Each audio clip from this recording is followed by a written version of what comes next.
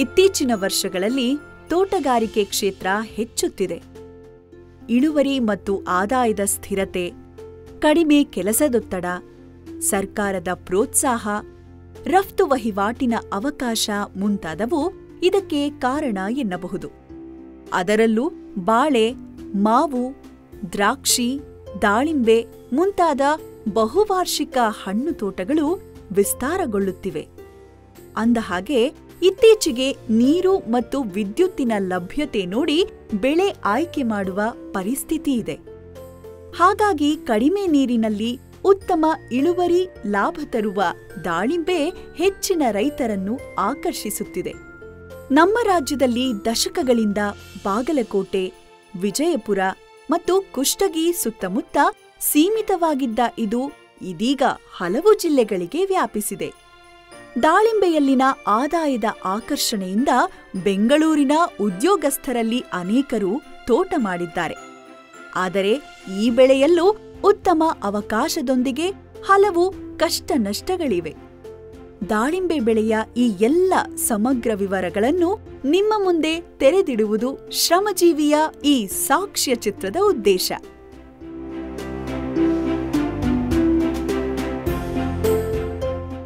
ದಾಳಿಂಬೆಯ ತವರು ಇರಾನ್ ಅಥವಾ ಪರ್ಷಿಯಾ ಪ್ರದೇಶ. ಅಲ್ಲಿ ಸುಮಾರು 5,000 ವರ್ಷಗಳಿಂದ ಬೆಳೆಯಿದೆ. ದಾಳಿಂಬೆಯ ಸಸ್ಯಶಾಸ್ತ್ರೀಯ ಹೆಸರು ಪುನಿಕಾ ಗ್ರನೀಟಮ್. ಆಕರ್ಷಕ ಬಣ್ಣದ ಕಾಳುಗಳು, ದೇಹಕ್ಕೆ ಪುನಶ್ಚೇತನ ಕೊಡುವ ಇದರ ರಸ ಮತ್ತು ಹಣ್ಣಿನ ತೊಗಟೆಯ ಔಷಧೀಯ ಗುಣಗಳಿಂದಾಗಿ ದಾಳಿಂಬೆಗೆ ಸ್ವರ್ಗದ ಹಣ್ಣು ಎಂಬ ಬಿರುದು ಇದೆ. ಎಂಥ ಕಳಪೆ ಮಣ್ಣಿನಲ್ಲೂ ಅತ್ಯಲ್ಪ ನೀರಿನಲ್ಲಿ ಅದ್ಭುತವಾಗಿ ಬೆಳೆಯುವ ಈ ದಾಳಿಂಬೆ ಒಣಭೂಮಿ ಪ್ರದೇಶದ ರೈತರಿಗೆ ಒಂದು ವರವಾಗಿ ಪರಿಣಮಿಸಿದೆ. ಜಾಗತಿಕವಾಗಿ ಒಟ್ಟಾರೆ ಹಣ್ಣಿನ ಬಳಕೆಯಲ್ಲಿ ದಾಳಿಂಬೆಗೆ 18ನೇ ಸ್ಥಾನ. ನಮ್ಮ ದೇಶದಲ್ಲಿ ಕೂಡ ಬಾಳೆ, ಮಾವುಗಳಂತೆ ದಾಳಿಂಬೆಯ ಬಳಕೆ ಅಷ್ಟಾಗಿ ಕಾಣುವುದಿಲ್ಲ. ಆದರೂ ಇದರ ಉತ್ಪಾದನೆ, ಮಾರಾಟ, ವ್ಯವಹಾರ ತುಂಬಾ ದೊಡ್ಡ ಮಟ್ಟಕ್ಕಿದೆ. ದಾಳಿಂಬೆ ಹಣ್ಣಿನ ಬಳಕೆ ಯುರೋಪ್ ದೇಶಗಳಲ್ಲಿ ಹೆಚ್ಚು. ಆಕರ್ಷಕ ರಸಗವಚ ಹೊಂದಿದ ಮೆದು ಬೀಜ ಹೆಚ್ಚಿನಂಶ ಹಾಗೆ ತಿನ್ನಲು ಬಳಕೆಯಾಗುತ್ತದೆ. ಅಲ್ಲದೆ ಜ್ಯೂಸ್, ಸಿರಪ್, ಜೆಲ್ಲಿ, ಸಂಸ್ಕರಿಸಿದ ಕಾಳು, ವೈನ್ ಮುಂತಾದ ತಯಾರಿಕೆಗೂ ಬಳಕೆಯಾಗುತ್ತದೆ. ದಾಳಿಂಬೆ ಹಣ್ಣಿನ ಸಿಪ್ಪೆ ಮತ್ತು ಬೇರುಗಳು ಆಯುರ್ವೇದ ಮತ್ತು ನಾಟಿ ಔಷಧಗಳಲ್ಲಿ ಉಪಯುಕ್ತ.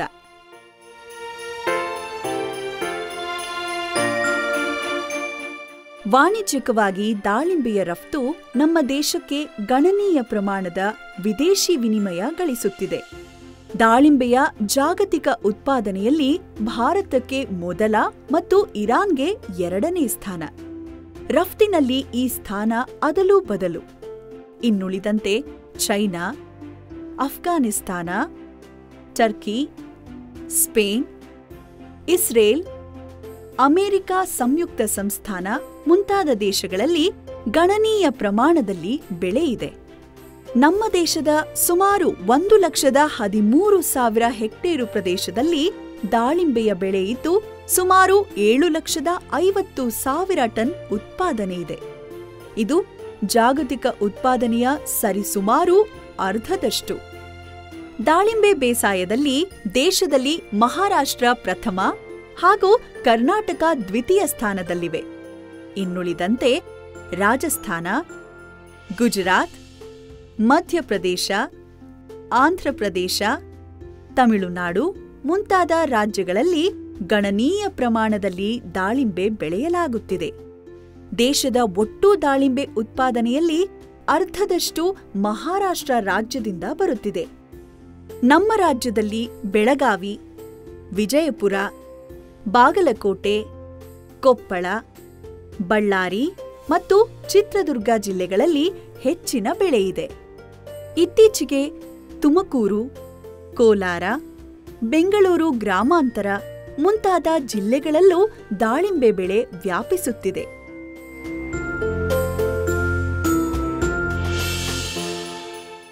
ದಾಳಿಂಬೆ ಮೂಲತಃ ಒಣಪ್ರದೇಶ ಹವಾಮಾನದ ಬೆಳೆ.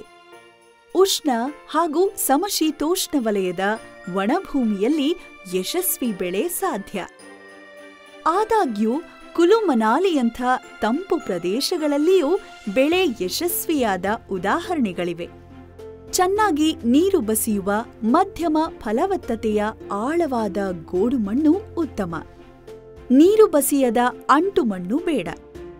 ಕಲ್ಲುಗಳಿಂದ ಕೂಡಿದ ಕಡಿಮೆ ಆಳದ ಕಳಪೆ ಮಣ್ಣಿನಲ್ಲೂ ಬೆಳೆ ಸಾಧ್ಯ. ಮಣ್ಣಿನ ರಸಸಾರ 6ರಿಂದ 8 ಇದ್ದರೆ ಒಳ್ಳೆಯದು. ಆದಾಗ್ಯೂ ದಾಳಿಂಬೆ ತುಂಬಾ ಗಟ್ಟಿಗಿಡವಾಗಿದ್ದು ಹುಳಿ ಅಥವಾ ಕ್ಷಾರ ಮಣ್ಣು ಸಹಿಸಿಕೊಳ್ಳಬಲ್ಲದು. ಸಮುದ್ರ ಮಟ್ಟದಿಂದ 1800 ಮೀಟರಿಗಿಂತ ಎತ್ತರದ ಪ್ರದೇಶ ಸೂಕ್ತವಲ್ಲ. 500ರಿಂದ 750 ಮಿಲಿಮೀಟರ್ ಮಳೆಯಾಗುವ ಪ್ರದೇಶ ಒಳ್ಳೆಯದು. ಭಾರೀ ಮಳೆ ಮತ್ತು ಅತಿ ಹೆಚ್ಚು ತೇವಾಂಶದ ಪ್ರದೇಶಗಳಲ್ಲಿ ವಾಣಿಜ್ಯಿಕ ಬೆಳೆ ಅಸಾಧ್ಯ.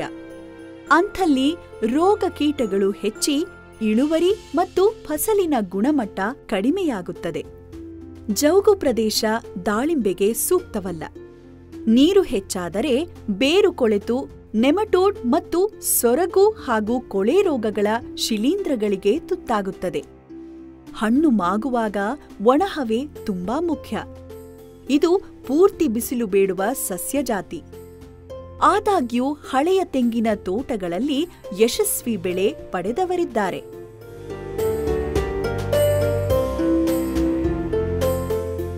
ದಾಳಿಂಬೆಯಲ್ಲಿ ದೇಸಿ ವಿದೇಶಿ ತಳಿಗಳನ್ನು ಸಂಗ್ರಹಿಸಿ ಆಯ್ಕೆ ಮಾಡಿ ಸಂಕರಗೊಳಿಸಿ ಹಲವಾರು ಉತ್ತಮ ತಳಿಗಳನ್ನು ಬಿಡುಗಡೆ ಮಾಡಲಾಗಿದೆ. ಹಣ್ಣು ಮತ್ತು ಕಾಳುಗಳ ಬಣ್ಣ, ಹಣ್ಣಿನ ಗಾತ್ರ, ಕೊಯ್ಲೋತ್ತರ ತಾಳಿಕೆ, ರಸದ ಸಿಹಿ ಪ್ರಮಾಣ, ಬೀಜದ ಮೃದುತ್ವ ಮುಂತಾದ ಅಂಶಗಳು ತಳಿ ಆಯ್ಕೆಯ ಮಾನದಂಡಗಳು. ಅಂದಹಾಗೆ ದಾಳಿಂಬೆಯ ಮಾರಕ ರೋಗಗಳಾದ ದಂಡಾಣು ಅಂಗಮಾರಿ ಅಥವಾ ಬ್ಯಾಕ್ಟೀರಿಯಲ್ ಬ್ಲೈಟ್ ಹಾಗೂ ಶಿಲೀಂಧ್ರ ಸೊರಗು ರೋಗಗಳಿಗೆ ನಿರೋಧಕ ಶಕ್ತಿ ಇರುವ ವಾಣಿಜ್ಯಿಕ ತಳಿ ಲಭ್ಯವಿಲ್ಲ. ಗಣೇಶ, ಜ್ಯೋತಿ, ಭಗ್ವ ಅಥವಾ ಕೇಸರ, ರೂಬಿ, ಅರಕ್ತ ಮತ್ತು ಮೃದುಲಾಗಳು ಪ್ರಮುಖ ತಳಿಗಳು. ಈ ಎಲ್ಲಾ ತಳಿಗಳು ಮೃದು ಬೀಜ ಅಂದರೆ ಆಡುಭಾಷೆಯಲ್ಲಿ ಸೀಡ್ಲೆಸ್ ತಳಿಗಳು. ಇವುಗಳಲ್ಲಿ ನಮ್ಮ ದೇಶದ ಬಹುತೇಕ ವಾಣಿಜ್ಯ ತೋಟಗಳಲ್ಲಿ ಭಗ್ವಾ ತಳಿಯೇ ಕಂಡುಬರುತ್ತದೆ. ಇದಕ್ಕೆ ಕೆಲವೆಡೆ ಕೇಸರ ಎನ್ನಲಾಗುತ್ತದೆ. ಇದರ ಹಣ್ಣು ಹೊಳಪಿನ ಕೆಂಪು ಕೇಸರಿ ಬಣ್ಣ ಹೊಂದಿದ್ದು ಒಳಗಿನ ಕಡುಗೆಂಪು ಕಾಳು ಕೂಡ ತುಂಬಾ ಆಕರ್ಷಕವಾಗಿರುತ್ತದೆ. ಸಿಹಿ ಅಂಶ ಅಂದರೆ TSS ಮತ್ತು ಹಣ್ಣಿನ ತಾಳಿಕೆ ಕೂಡ ಉತ್ತಮವಾಗಿದೆ.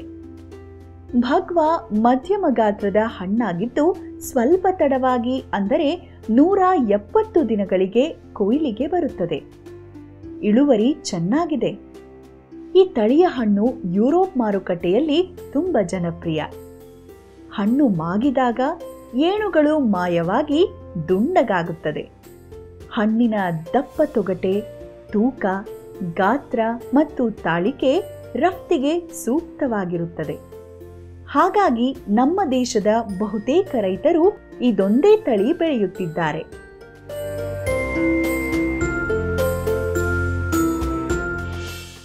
ದಾಳಿಂಬೆ ಗಿಡಗಳನ್ನು ಕಾಂಡದ ತುಂಡು, ಗೂಟಿ ಅಥವಾ ಏರ್ ಲೇಯರಿಂಗ್ ಹಾಗೂ ಅಂಗಾಂಶ ಕೃಷಿ ವಿಧಾನಗಳಲ್ಲಿ ಅಭಿವೃದ್ಧಿಪಡಿಸಬಹುದು. ನಮ್ಮ ದೇಶದ ಹವಾಮಾನದಲ್ಲಿ ಕಾಂಡದ ತುಂಡುಗಳಿಗೆ ಬೇರು ತರಿಸಿ ನಾಟಿ ಮಾಡುವ ಕ್ರಮ ಅಷ್ಟು ಯಶಸ್ವಿಯಾಗಿಲ್ಲ. ಹಾಗಾಗಿ ಇದು ಚಾಲ್ತಿಯಲ್ಲಿಲ್ಲ. ಇನ್ನು ಇತ್ತೀಚೆಗೆ ಅಂಗಾಂಶ ಕೃಷಿ ಅಥವಾ ಟಿಶ್ಯೂ ಕಲ್ಚರ್ ವಿಧಾನ ಪ್ರಚಲಿತಕ್ಕೆ ಬಂದಿದೆ.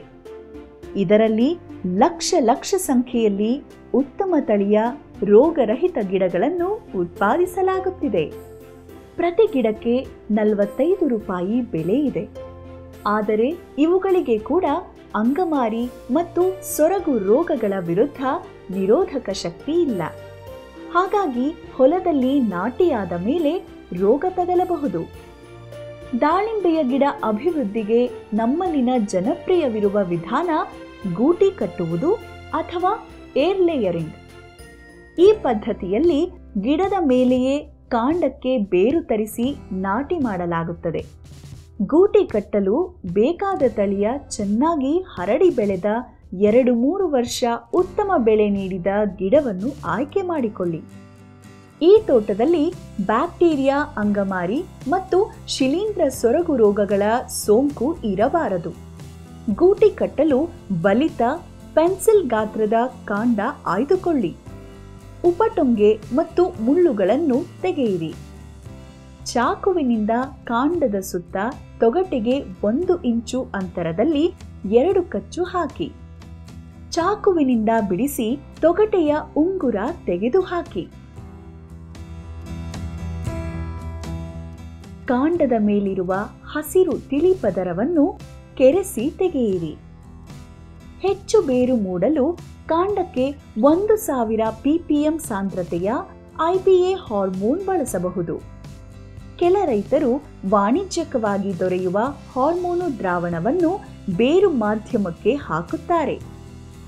ಸ್ಪ್ಯಾಗ್ನಮ್ ಮಾಸ್, ತೆಂಗಿನ ನಾರಿನ ಪುಡಿ ಅಥವಾ ಮರದ ಪುಡಿಯನ್ನು ಬೇರು ಮಾಧ್ಯಮವಾಗಿ ಬಳಸಬಹುದು. ಮಾಧ್ಯಮವನ್ನು ನೀರಿನಲ್ಲಿ ನೆನೆ ಹಾಕಿ ಹಿಂಡಬೇಕು. ತೇವಾಂಶ ಅತಿಯಾದರೆ ಕಾಂಡ ಕೊಳೆತು ಬೇರು ಮೂಡದಿರಬಹುದು. ಬೇರು ಮಾಧ್ಯಮವನ್ನು ಇಂಥ ಮೃದುವಾದ ತೆಳು ಪಾರದರ್ಶಕ ಪ್ಲಾಸ್ಟಿಕ್ನಲ್ಲಿ ಇಟ್ಟು ತೊಗಟೆ ತೆಗೆದ ಜಾಗದ ಸುತ್ತ ಬರುವಂತೆ ಇಡಲಾಗುತ್ತದೆ. ನಂತರ ಸೆಣಬಿನ ದಾರದಿಂದ ಕಟ್ಟಲಾಗುತ್ತದೆ. ಕಟ್ಟು ಬಿಗಿಯಾಗಿದ್ದರೆ ಒಳಗಿನ ತೇವಾಂಶ ಒಣಗದೆ ಬೇರು ಮೂಡಲು ಅನುಕೂಲ. ಹೀಗೆ ಕಾಂಡದ ಉದ್ದಕ್ಕೂ 6 ಇಂಚು ಅಂತರದಲ್ಲಿ ಸಾಧ್ಯವಿದ್ದಷ್ಟು ಸಂಖ್ಯೆಯ ಗೂಟಿ ಕಟ್ಟಲಾಗುತ್ತದೆ. ಇಂಥ ಒಂದು ಗಿಡದಲ್ಲಿ ಕನಿಷ್ಠ 200-300 ಗೂಟಿ ಕಟ್ಟಬಹುದು.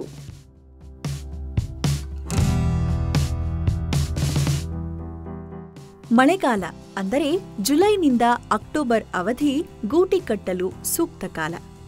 ಹೀಗೆ ಕಟ್ಟಿದ ಗೂಟಿಯಲ್ಲಿ 25-30 ದಿನಕ್ಕೆ ಚೆನ್ನಾಗಿ ಬೇರು ಮೂಡಿ ಹೊರಗಿನಿಂದ ಕಾಣುತ್ತದೆ. ಯಶಸ್ಸಿನ ಪ್ರಮಾಣ 80%. 45 ದಿನಕ್ಕೆ ಬೇರುಗಳು ಬೆಳೆದು ಕಂದು ಬಣ್ಣಕ್ಕೆ ತಿರುಗಿದಾಗ ಸಿಕೇಚರ್ ಸಹಾಯದಿಂದ ಗೂಟಿಯ ಕೆಳಗಡೆ ಕತ್ತರಿಸಿ ತಾಯಿ ಗಿಡದಿಂದ ಬೇರ್ಪಡಿಸಿ. ಗೂಟಿಯ ಕಾಂಡದ ಮೇಲಿರುವ ಎಲೆ, ಚಿಗುರು ಮತ್ತು ಎಳೆಯ ಭಾಗವನ್ನು ಕತ್ತರಿಸಿ ತೆಗೆಯಿರಿ. ಪ್ಲಾಸ್ಟಿಕ್ ಹಾಳೆಯನ್ನು ಬಿಡಿಸಿ ಮಣ್ಣು, ಗೊಬ್ಬರ, ಮರಳಿನ ನರ್ಸರಿ ಮಿಶ್ರಣ ತುಂಬಿದ ಪಾಲಿಥಿನ್ ಚೀಲಗಳಲ್ಲಿ ನಾಟಿ ಮಾಡಿ. ಈ ಗಿಡಗಳನ್ನು ಪ್ಲಾಸ್ಟಿಕ್ ಮನೆ ಅಥವಾ ನೆರಳಿನ ಜಾಗದಲ್ಲಿ ಇಟ್ಟು ನಿಯಮಿತವಾಗಿ ನೀರು ಹಾಕುತ್ತಿರಬೇಕು.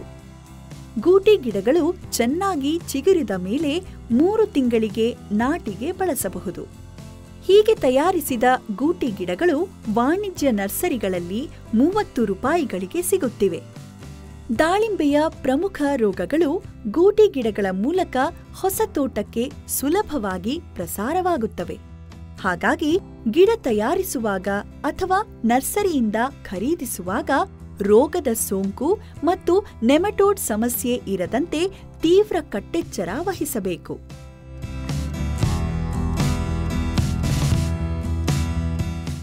ಖಚಿತ ನೀರಾವರಿ ಸೌಲಭ್ಯ ಇರುವಲ್ಲಿ ದಾಳಿಂಬೆಯನ್ನು ವರ್ಷವಿಡೀ ನಾಟಿ ಮಾಡಬಹುದು.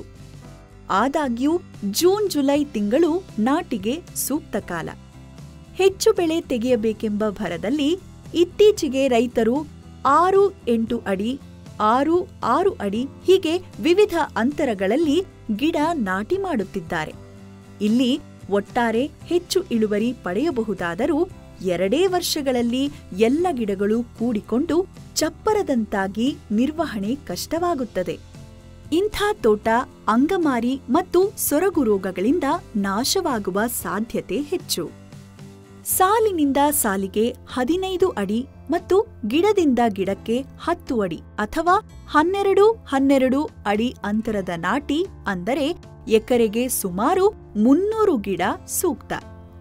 ಗಿಡಗಳ ಸಾಲು ಉದ್ದದಲ್ಲಿ ಉತ್ತರ-ದಕ್ಷಿಣ ದಿಕ್ಕಿನಲ್ಲಿದ್ದರೆ ನೆರಳಿನ ಸಮಸ್ಯೆ ಕಡಿಮೆ.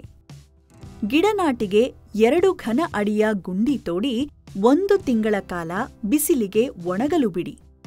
ಪ್ರತಿ ಗುಂಡಿಗೆ 100 ಗ್ರಾಂ ಬ್ಲೀಚಿಂಗ್ ಪೌಡರ್ ಧೂಳೀಕರಿಸಿ. 1 ಭಾಗ ಮರಳು, 1 ಭಾಗ ಗೋಡು ಮಣ್ಣು ಮತ್ತು 1 ಭಾಗ ಮೇಲ್ಮಣ್ಣಿನಿಂದ ಗುಂಡಿಯನ್ನು ತುಂಬಬೇಕು.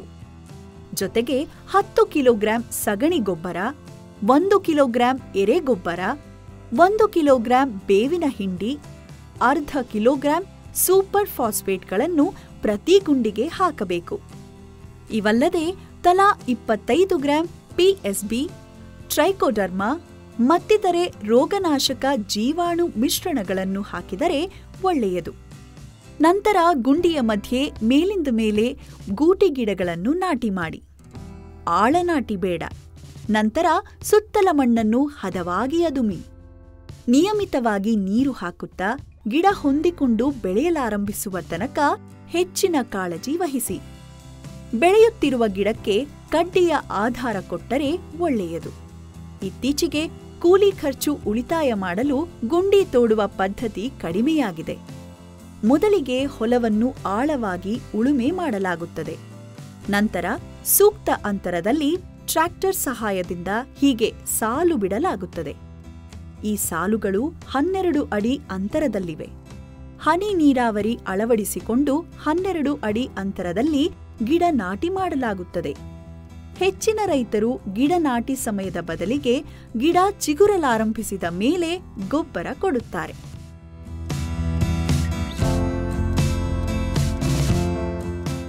ಚಿಕ್ಕ ದಾಳಿಂಬೆ ಗಿಡಗಳಿಗೆ ಸಾಕಷ್ಟು ಪ್ರಮಾಣದಲ್ಲಿ ಸಗಣಿ ಗೊಬ್ಬರ, ಎರೆಗೊಬ್ಬರ, ಬೇವಿನ ಹಿಂಡಿ, ಪಂಚಗವ್ಯ ಮುಂತಾದ ಸಾವಯವ ಪದಾರ್ಥ ಒದಗಿಸಿದರೆ ಉತ್ತಮ ಬೆಳವಣಿಗೆಯೊಂದಿಗೆ ರೋಗ ನಿರೋಧಕ ಶಕ್ತಿ ವೃದ್ಧಿಸುತ್ತದೆ.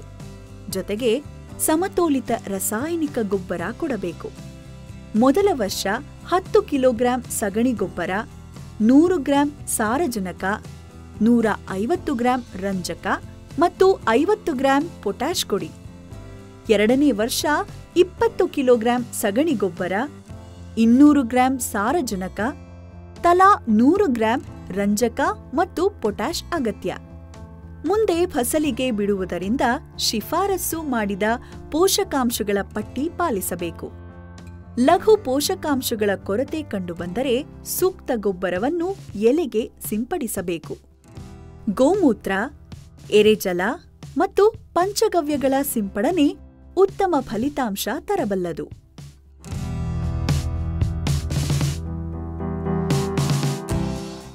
ದಾಳಿಂಬೆ ಗಿಡ ಮೂಲತಃ ಪೊದೆಯಂತೆ ಬೆಳೆಯುತ್ತದೆ. ನೆಲಮಟ್ಟದಿಂದ ಹಲವಾರು ಕಾಂಡಗಳು ಮೂಡುತ್ತವೆ. ಸದೃಢವಾದ 3-4 ಕಾಂಡಗಳನ್ನು ಉಳಿಸಿ ಉಳಿದವನ್ನು ಕತ್ತರಿಸಿ ತೆಗೆಯಿರಿ. ನಂತರ 2 ಅಡಿ ಎತ್ತರಕ್ಕೆ ಗಿಡದ ಮೇಲ್ತುದಿ ಚಿವುಟಿದರೆ ಅಡ್ಡ ಟಿಸಿಲುಗಳು ಮೂಡಲು ಸಹಕಾರಿ. ಗಿಡ ಎಲ್ಲ ದಿಕ್ಕುಗಳಲ್ಲೂ ಸರಿಯಾಗಿ ಹರಡಿ ಬೆಳೆಯುವಂತಾಗಲು ನೆಲದಿಂದ 1.5 ಅಡಿ ಮೇಲೆ 4-6 ಅಡ್ಡರೆಂಬೆಗಳನ್ನು ಉಳಿಸಿ ಬೆಳೆಯ ಬಿಡಬೇಕು. ಹೊಸದಾಗಿ ತೋಟ ಆರಂಭಿಸಿದ ರೈತರು ಫಸಲು ಪಡೆಯುವ ತರಾತುರಿಯಲ್ಲಿ 10 ತಿಂಗಳಿಗೆಲ್ಲ ಹೂವಿಗೆ ಬಿಡುವುದಿದೆ. ಇದು ಸರಿಯಲ್ಲ. ಬದಲಿಗೆ ಕನಿಷ್ಠ 18 ತಿಂಗಳ ನಂತರ ಚಾಟನಿ ಮಾಡಿ. 24ನೇ ತಿಂಗಳಿಗೆ ಪ್ರಥಮ ಚಾಟನಿ ಇನ್ನೂ ಒಳ್ಳೆಯದು. ಗಿಡದ ಮತ್ತು ತೋಟದ ದೂರಗಾಮಿ ಆರೋಗ್ಯದ ದೃಷ್ಟಿಯಿಂದ ಇದು ತುಂಬಾ ಮಹತ್ವ. ಚಿಕ್ಕ ಗಿಡಕ್ಕೆ ನೆಲಮಟ್ಟದಿಂದ ಮೂಡುವ ಚಿಗುರುಗಳು ಮತ್ತು ಹೂವುಗಳನ್ನು ಕೀಳುತ್ತಿರಬೇಕು. ಇಲ್ಲವಾದಲ್ಲಿ ಗಿಡದ ಬೆಳವಣಿಗೆ ಕುಂಠಿತವಾಗುತ್ತದೆ. ದಾಳಿಂಬೆ ಸಾಲುಗಳ ನಡುವೆ 1-2 ವರ್ಷ ಅಂತರ ಬೆಳೆ ಮಾಡಬಹುದಾದರೂ ವಾಣಿಜ್ಯ ತೋಟಗಳಲ್ಲಿ ಈ ರೂಢಿ ಇಲ್ಲ. ಬದಲಿಗೆ ಈ ಗಿಡಗಳಿಗೆ ಹೆಚ್ಚು ಹೆಚ್ಚು ಆರೈಕೆ ಮಾಡಿ ಬೇಗ ಹೂವಿಗೆ ಬಿಡಲು ರೈತರು ಯೋಜಿಸುತ್ತಾರೆ.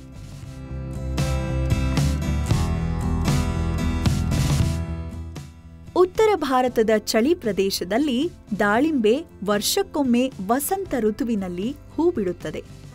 ಆದರೆ ಮಧ್ಯ ಮತ್ತು ದಕ್ಷಿಣ ಭಾರತದ ಉಷ್ಣ ಹವಾಮಾನದಲ್ಲಿ ವರ್ಷದಲ್ಲಿ 3 ಋತುಗಳಲ್ಲಿ ಹೆಚ್ಚಿನ ಹೂ ಬರುತ್ತದೆ. ಆದಾಗ್ಯೂ ವರ್ಷಕ್ಕೆ ಒಂದೇ ಬೆಳೆ ಸಾಕು. ಜೂನ್ ಜುಲೈನಲ್ಲಿ ಹೂ ಬಿಡುವುದು ಮೃಗಬಹಾರ್. ಸೆಪ್ಟೆಂಬರ್ ಅಕ್ಟೋಬರ್ನಲ್ಲಿ ಹೂ ಬಿಟ್ಟರೆ ಹಸ್ತಬಹಾರ್ ಮತ್ತು ಜನವರಿ ಫೆಬ್ರವರಿಯಲ್ಲಿ ಹೂ ಬಿಟ್ಟರೆ ಅಂಬೆ ಬಹಾರ್ ಎನ್ನಲಾಗುತ್ತದೆ. ಏಪ್ರಿಲ್ ಮೇನಲ್ಲಿ ಸಂಪೂರ್ಣ ವಿಶ್ರಾಂತಿ ಕೊಡಬಹುದಾದ್ದರಿಂದ ಜೂನ್ನಲ್ಲಿ ಚೆನ್ನಾಗಿ ಹೂ ಬರುತ್ತದೆ. ಈ ಮೃಗಬಹಾರ್ ಅವಧಿ ಮಳೆಗಾಲವಾದ್ದರಿಂದ ಕಡಿಮೆ ನೀರು ಸಾಕು. ಆದರೆ ರೋಗ ಕೀಟಗಳ ಕಾಟ ಹೆಚ್ಚು. ಹಾಗಾಗಿ ಫಸಲಿನ ಗುಣಮಟ್ಟ ಕಳಪೆಯಾಗುತ್ತದೆ. ಹೆಚ್ಚಿನ ಮಳೆಯಾಗುವ ಮತ್ತು ದಂಡಾಣು ಅಂಗಮಾರಿ ರೋಗವಿರುವ ಪ್ರದೇಶಗಳಲ್ಲಿ ಮೃಗಬಹಾರ್ನಲ್ಲಿ ಬೆಳೆ ಬೇಡ. ಹಸ್ತಬಹಾರ್ನಲ್ಲಿ ಈಗಷ್ಟೇ ಮಳೆ ಮುಗಿದಿರುವುದರಿಂದ ಗಿಡಗಳಿಗೆ ವಿಶ್ರಾಂತಿ ಕೊಡುವುದು ಕಷ್ಟ. ಹಾಗಾಗಿ ಒಮ್ಮೆಗೆ ಮತ್ತು ಸಾಕಷ್ಟು ಹೂ ಬರದಿರಬಹುದು. ಆದರೆ ಫಸಲು ಬೇಸಿಗೆಯಲ್ಲಿ ಬರುವುದರಿಂದ ಇಳುವರಿ ಮತ್ತು ಹಣ್ಣಿನ ಗುಣಮಟ್ಟ ಉತ್ಕೃಷ್ಟವಾಗಿರುತ್ತದೆ. ರೋಗ ಕೀಟಗಳ ಸಮಸ್ಯೆ ಕಡಿಮೆಯಿದ್ದು ಹಣ್ಣು ರಫ್ತು ಮಾರುಕಟ್ಟೆಗೆ ಸೂಕ್ತವಾಗಿರುತ್ತದೆ. ಇನ್ನು ಅಂಬೆ ಬಹಾರ್ನಲ್ಲಿ ಪ್ರಖರ ಬಿಸಿಲಿರುವುದರಿಂದ ಅತಿ ಹೆಚ್ಚು ಹೂ ಬಂದು ಅಧಿಕ ಫಸಲು ಸಿಗುತ್ತದೆ. ರೋಗ ಕೀಟಗಳು ಕಡಿಮೆ. ಆದರೆ ಹಣ್ಣು ಮಾಗುವ ಅವಧಿ ಬಿರು ಬೇಸಿಗೆಯಾದ್ದರಿಂದ ನೀರಿನ ಸಮಸ್ಯೆ ಉಂಟಾಗಿ ಹಣ್ಣಿನ ಗುಣಮಟ್ಟ ಕಳಪೆಯಾಗಬಹುದು. ಅಲ್ಲದೆ ಚಾಟನಿ ತಡವಾದರೆ ಆರಂಭದ ಮುಂಗಾರು ಮಳೆ ಮತ್ತು ಆಲಿಕಲ್ಲುಗಳ ಹೊಡೆತಕ್ಕೆ ಬೆಳೆ ನಷ್ಟವಾಗಬಹುದು. ಆದಾಗ್ಯೂ ಈ ಅವಧಿಯಲ್ಲಿ ದೇಶೀಯ ಮತ್ತು ಅಂತಾರಾಷ್ಟ್ರೀಯ ಮಾರುಕಟ್ಟೆಯಲ್ಲಿ ಹಣ್ಣಿನ ಕೊರತೆ ಇರುವುದರಿಂದ ಉತ್ತಮ ಬೆಲೆ ದೊರೆಯುತ್ತದೆ. ಸ್ಥಳೀಯ ರೋಗಕೀಟಗಳ ಪರಿಸ್ಥಿತಿ, ನೀರಿನ ಲಭ್ಯತೆ ಮತ್ತು ಮಾರುಕಟ್ಟೆಯ ಬೇಡಿಕೆ ನೋಡಿಕೊಂಡು ಬೆಳೆಯ ಅವಧಿ ನಿರ್ಧರಿಸಬೇಕು. ನೋಡಿ, ಈ ವರ್ಷ ಅಕಾಲಿಕ ಮಳೆಯಿಂದಾಗಿ ಮಣ್ಣಿನ ತೇವಾಂಶ ಅಧಿಕವಾಗಿ ಡಿಸೆಂಬರ್ ಜನವರಿಯಲ್ಲೂ ಗಿಡಗಳು ಸೊರಗದೆ ಈ ತೋಟದಲ್ಲಿ ಸರಿಯಾಗಿ ಹೂ ಬಂದಿಲ್ಲ. ಅಂದರೆ ಈ ವರ್ಷದ ಫಸಲು ಅರ್ಧಕ್ಕರ್ಧ ಖೋತ. ಹಾಗಾಗಿ ಚಾಟನಿಗೆ ಮೊದಲು ಗಿಡಗಳಿಗೆ ಸಂಪೂರ್ಣ ವಿಶ್ರಾಂತಿ ತುಂಬ ಮಹತ್ವ.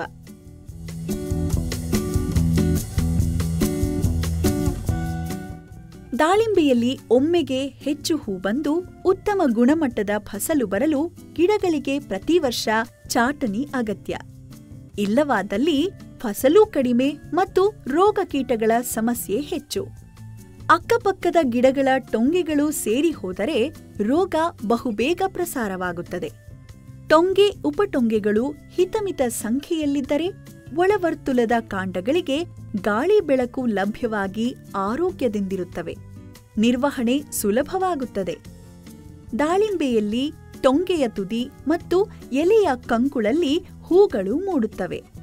ಕೊಂಬೆಯ ತುದಿಯಲ್ಲಿ ಕಾಯಿ ಮೂಡಿದರೆ ದೊಡ್ಡ ಗಾತ್ರಕ್ಕೆ ಬೆಳೆಯುವುದಿಲ್ಲ ಮತ್ತು ಹೀಗೆ ಬಿಸಿಲಿಗೆ ಸುಟ್ಟು ಮಾರಾಟ ಮೌಲ್ಯ ಕಳೆದುಕೊಳ್ಳುತ್ತವೆ.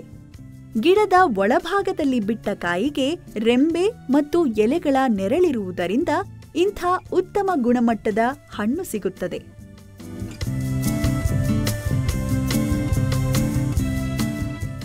ಹೂವಿಗೆ ಬಿಡುವ ಮೊದಲು ದಾಳಿಂಬೆ ಗಿಡಗಳಿಗೆ ಕನಿಷ್ಠ 45 ದಿನಗಳ ವಿಶ್ರಾಂತಿ ಬೇಕು. ಶೀತ ಪ್ರದೇಶದಲ್ಲಿ ಚಳಿಗಾಲದಲ್ಲಿ ಎಲೆ ಉದುರಿಸುತ್ತದೆ. ಆದರೆ ಉಷ್ಣವಲಯದಲ್ಲಿ ಇದು ನಿತ್ಯ ಹರಿದ್ವರ್ಣ ಗಿಡವಾಗಿದ್ದು ನಾವೇ ಎಲೆ ಉದುರುವಂತೆ ಮಾಡಬೇಕಾಗುತ್ತದೆ.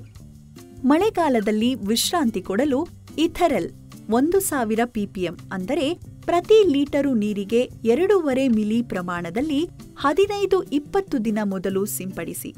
ಇದರಿಂದ ಎಲೆ ಹಣ್ಣಾಗಿ ಉದುರುತ್ತದೆ.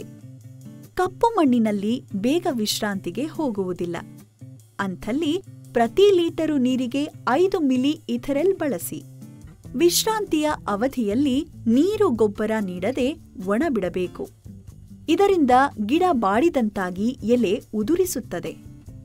ನೋಡಿ, ಇವು ವಿಶ್ರಾಂತಿಯಲ್ಲಿರುವ ಗಿಡಗಳು. ಚಾಟನಿಗೆ ಸಿದ್ಧವಾಗಿವೆ. ಈ ಹಂತದಲ್ಲಿ ಗಿಡಗಳಲ್ಲಿರಬಹುದಾದ ರೋಗಾಣುಗಳ ಪ್ರಮಾಣ ಕಡಿಮೆ ಮಾಡಲು 1% ಬೋರ್ಡೋ ದ್ರಾವಣ ಸಿಂಪಡಿಸಬೇಕು.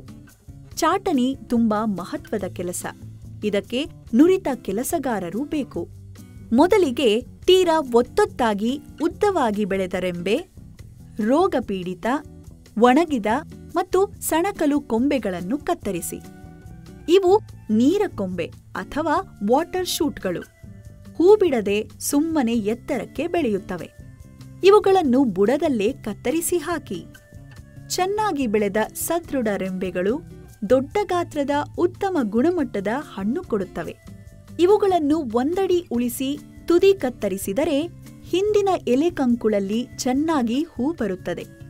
ಒಟ್ಟಾರೆ 25% ಟೊಂಗೆಗಳನ್ನು ತೆಗೆಯಬೇಕಾಗುತ್ತದೆ. ನೆಲದ ಕಡೆ ಇಳಿಬಿದ್ದ ಎಲ್ಲ ಕೊಂಬೆಗಳನ್ನು ಕತ್ತರಿಸಿ. ಹೀಗೆ ಥಿನ್ನಿಂಗ್ ಮಾಡುವುದರಿಂದ ಗಿಡದ ಆರೋಗ್ಯ ವೃದ್ಧಿಸುವುದಲ್ಲದೆ ಬೆಳೆ ನಿಯಂತ್ರಣವೂ ಸಾಧ್ಯವಾಗುತ್ತದೆ. ಹೂ ಬಿಡಲು ಉಳಿಸುವ ಎಲ್ಲ ಟೊಂಗೆಗಳಿಗೂ ಸರಿಯಾಗಿ ಗಾಳಿ ಬೆಳಕಿನ ಲಭ್ಯತೆ ಇರುವಂತೆ ಗಮನಿಸಿ ಚಾಟಣಿ ಮಾಡಿ ಗಿಡಕ್ಕೆ ಸೂಕ್ತ ಆಕಾರ ಕೊಡಬೇಕು. ಚಾಟಣಿಯ ನಂತರ 1000 ppm ಪ್ರಮಾಣದ ಇಥರೆಲ್ ದ್ರಾವಣ ಸಿಂಪಡಿಸಬೇಕು. ಇದರಿಂದ ಎಲೆಗಳೆಲ್ಲ ಉದುರಿ ರೋಗದ ಸಮಸ್ಯೆ ಕಡಿಮೆಯಾಗುತ್ತದೆ. ಹೊಸ ಚಿಗುರು ಹೂ ಬರಲು ಅನುಕೂಲವಾಗುತ್ತದೆ. ಕತ್ತರಿಸಿ ಹಾಕಿದ ಎಲ್ಲ ಕೊಂಬೆ ಮತ್ತು ಎಲೆಗಳನ್ನು ಪೂರ್ತಿ ಸಂಗ್ರಹಿಸಿ ಹೊಲದಿಂದ ಹೊರಹಾಕಿ ಸುಟ್ಟು ನಾಶಪಡಿಸಬೇಕು. ಈ ಕ್ರಮ ಬ್ಯಾಕ್ಟೀರಿಯಾ ಅಂಗಮಾರಿ ರೋಗ ನಿಯಂತ್ರಣಕ್ಕೆ ತುಂಬಾ ಮಹತ್ವ.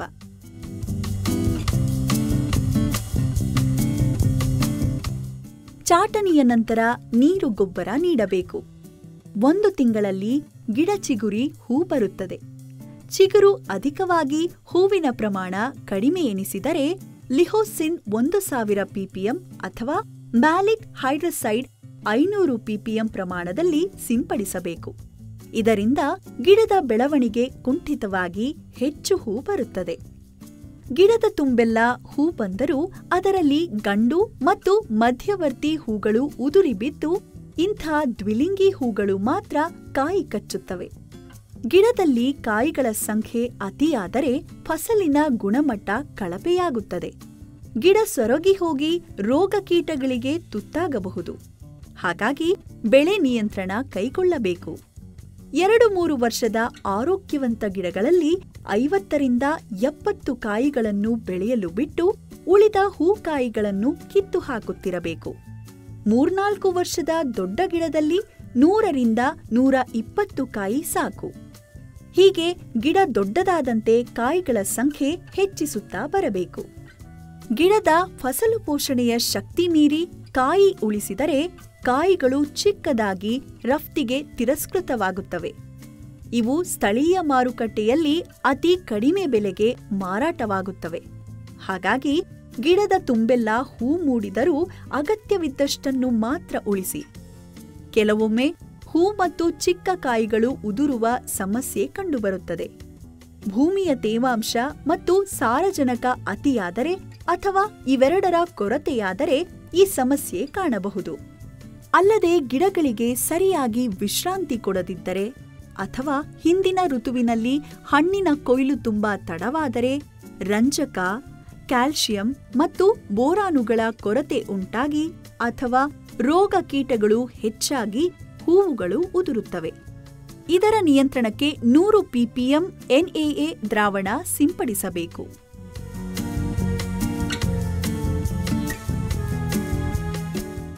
ಕಾಯಿ ಮೂಡಿರುವ ಟೊಂಗೆಯ ತುದಿ ಚಿಗುರುಗಳನ್ನು ಚಿವುಟಿ. ಆಗ ಕೊಂಬೆಗಳು ಟಿಸಿಲೊಡೆದು ಉತ್ತಮ ತೊಪ್ಪಲ ಬೆಳೆಯುತ್ತದೆ.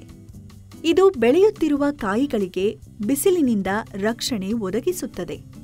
ಉತ್ತಮ ಗುಣಮಟ್ಟದ ಹಣ್ಣು ಸಿಗುವಂತಾಗಲು ಗಿಡ ಹೀಗೆ ಎಲೆ, ಟೊಂಗೆ, ಉಪಟೊಂಗೆಗಳಿಂದ ಸಮೃದ್ಧವಾಗಿರಬೇಕು. ಗಿಡ ಹೀಗೆ ತೆರೆದಂತಿದ್ದರೆ ಕಾಯಿಗಳು ಬಿಸಿಲಿಗೆ ಸಿಕ್ಕು ಸುಟ್ಟಂತಾಗಿ ಬಣ್ಣಗೆಡುತ್ತವೆ. ಕಾಯಿಗಳು ಬೆಳೆಯುತ್ತಿರುವಾಗ ಮೂಡುವ ಹೂವುಗಳನ್ನು ಕೀಳುತ್ತಿರಬೇಕು. ಅಲ್ಲದೆ ನೆಲಮಟ್ಟದಿಂದ ಮೂಡುವ ಚಿಗುರುಗಳನ್ನು ಆಗಾಗ ತೆಗೆಯುತ್ತಿರಬೇಕು. ಇದರಿಂದ ಆಹಾರ ವ್ಯರ್ಥವಾಗುವುದು ತಪ್ಪುತ್ತದೆ. ದಾಳಿಂಬೆ ತೋಟದಲ್ಲಿ ಇದು ಒಂದು ನಿರಂತರ ಮತ್ತು ಅನಿವಾರ್ಯ ಕೆಲಸ. ಕಾಯಿಗಳು ಬೆಳೆಯುತ್ತಿದ್ದಂತೆ ಟೊಂಗೆಗಳು ಭಾರದಿಂದ ನೆಲಕ್ಕೊರಗಬಹುದು. ಹಾಗಾಗದಿರಲು ಸಾಲಿನುದ್ದಕ್ಕೂ ಹೀಗೆ GI ತಂತಿ ಕಟ್ಟಿ ಫಲಭರಿತ ಟೊಂಗೆಗಳನ್ನು ಸೆಣಬಿನ ದಾರದಿಂದ ಮೇಲೆಳೆದು ಕಟ್ಟಲಾಗುತ್ತದೆ. 80% ಕಾಯಿಗಳು ಲಿಂಬೆ ಗಾತ್ರದಲ್ಲಿದ್ದಾಗ ಕಾಯಿಗಳ ಗಾತ್ರ ಮತ್ತು ತೊಗಟೆಯ ದಪ್ಪ ಹೆಚ್ಚಿಸಲು 10-20 ppm ಪ್ರಮಾಣದ ಜಿಬ್ರೆಲಿಕ್ ಆಮ್ಲದ ದ್ರಾವಣ ಅಥವಾ 1 ಲೀಟರ್ ನೀರಿಗೆ 1 ಮಿಲಿ ಸೈಟೋಸೈಮ್ ಹಾಕಿ ಸಿಂಪಡಿಸಬೇಕು.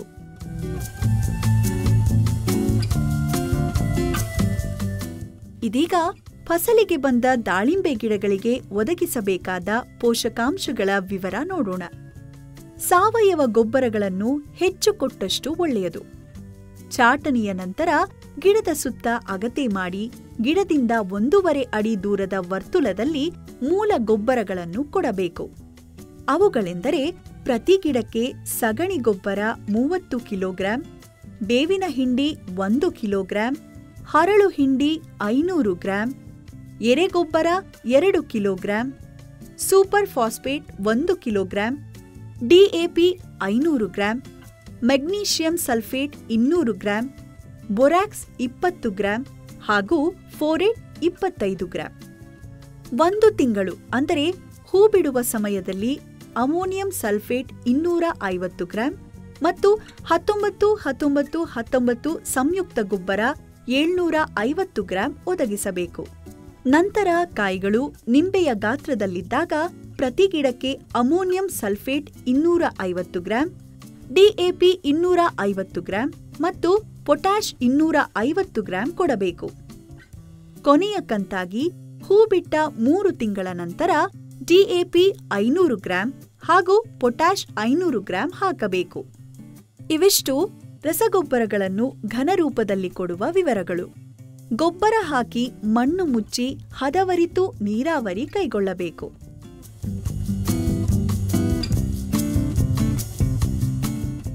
ಇತ್ತೀಚೆಗೆ ವಾಣಿಜ್ಯಿಕ ದಾಳಿಂಬೆ ತೋಟಗಳಲ್ಲಿ ಹನಿ ನೀರಾವರಿಯೊಂದಿಗೆ ರಸಗೊಬ್ಬರ ಕೊಡುವ ರಸಾವರಿ ರೂಢಿಗೆ ಬಂದಿದೆ. ಈ ವಿಧಾನದಲ್ಲಿ ನೀರಿನಲ್ಲಿ ಸಂಪೂರ್ಣ ಕರಗುವ ರಸಗೊಬ್ಬರಗಳನ್ನು ಹೀಗೆ ದೊಡ್ಡ ಟಾಕಿಯಲ್ಲಿ ಮಿಶ್ರ ಮಾಡಲಾಗುತ್ತದೆ. ಈ ದ್ರಾವಣವನ್ನು ವೆಂಚುರಿಯ ಸಹಾಯದಿಂದ ನೀರಾವರಿ ಪೈಪಿಗೆ ಸೇರಿಸಲಾಗುತ್ತದೆ. ರಸಾವರಿ ಪದ್ಧತಿಯಲ್ಲಿ ಪೋಷಕಾಂಶಗಳ ಪೂರೈಕೆ ಮತ್ತು ಹೀರಿಕೆಗಳ ಕ್ಷಮತೆ ಹೆಚ್ಚು.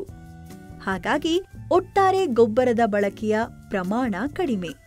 ಪ್ರತ್ಯೇಕವಾಗಿ ಗೊಬ್ಬರ ಪೂರೈಕೆಗೆ ತಗಲುವ ಕೂಲಿ ಉಳಿತಾಯವಾಗುತ್ತದೆ. ಹಲವು ಕಂತುಗಳಲ್ಲಿ ಮತ್ತು ದ್ರವರೂಪದಲ್ಲಿ ಪೂರೈಸುವುದರಿಂದ ಗೊಬ್ಬರದ ಸದ್ಬಳಕೆ ಹೆಚ್ಚಿ ಗಿಡದ ಬೆಳವಣಿಗೆ ಮತ್ತು ಫಸಲು ಉತ್ತಮಗೊಳ್ಳುತ್ತದೆ. ಫಸಲಿಗೆ ಬಿಟ್ಟ ದೊಡ್ಡ ದಾಳಿಂಬೆ ಗಿಡಗಳಿಗೆ ರಸಾವರಿಯಲ್ಲಿ ಪೂರೈಸಬೇಕಾದ ಗೊಬ್ಬರಗಳ ವಿವರ ಪಟ್ಟಿ ಹೀಗಿದೆ.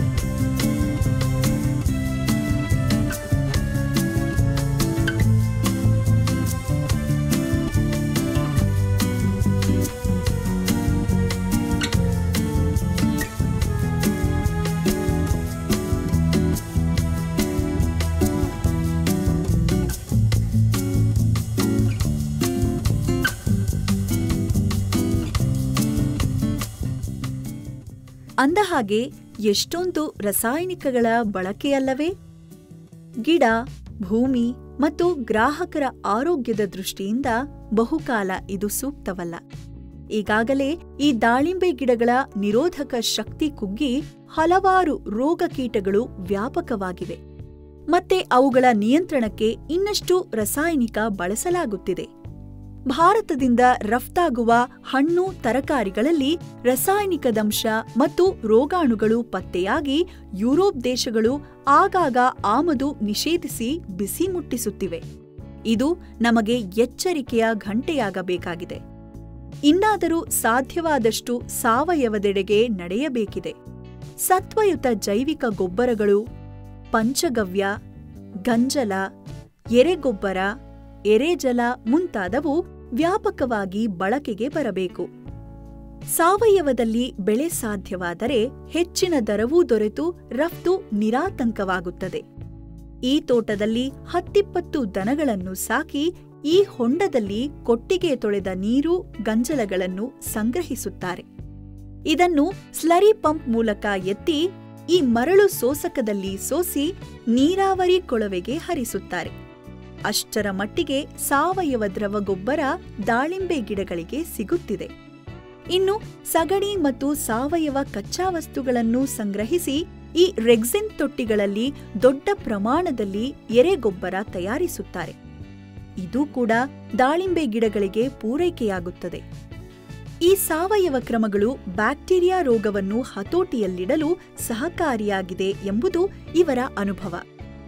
ಆದರೆ ವ್ಯವಸ್ಥಿತ, ವ್ಯಾಪಕ ಮತ್ತು ಸಂಪೂರ್ಣ ಸಾವಯವ ವಿಧಾನದ ವಾಣಿಜ್ಯ ದಾಳಿಂಬೆ ತೋಟಗಳು ನಮಗಂತೂ ಎಲ್ಲೂ ಕಂಡುಬರಲಿಲ್ಲ.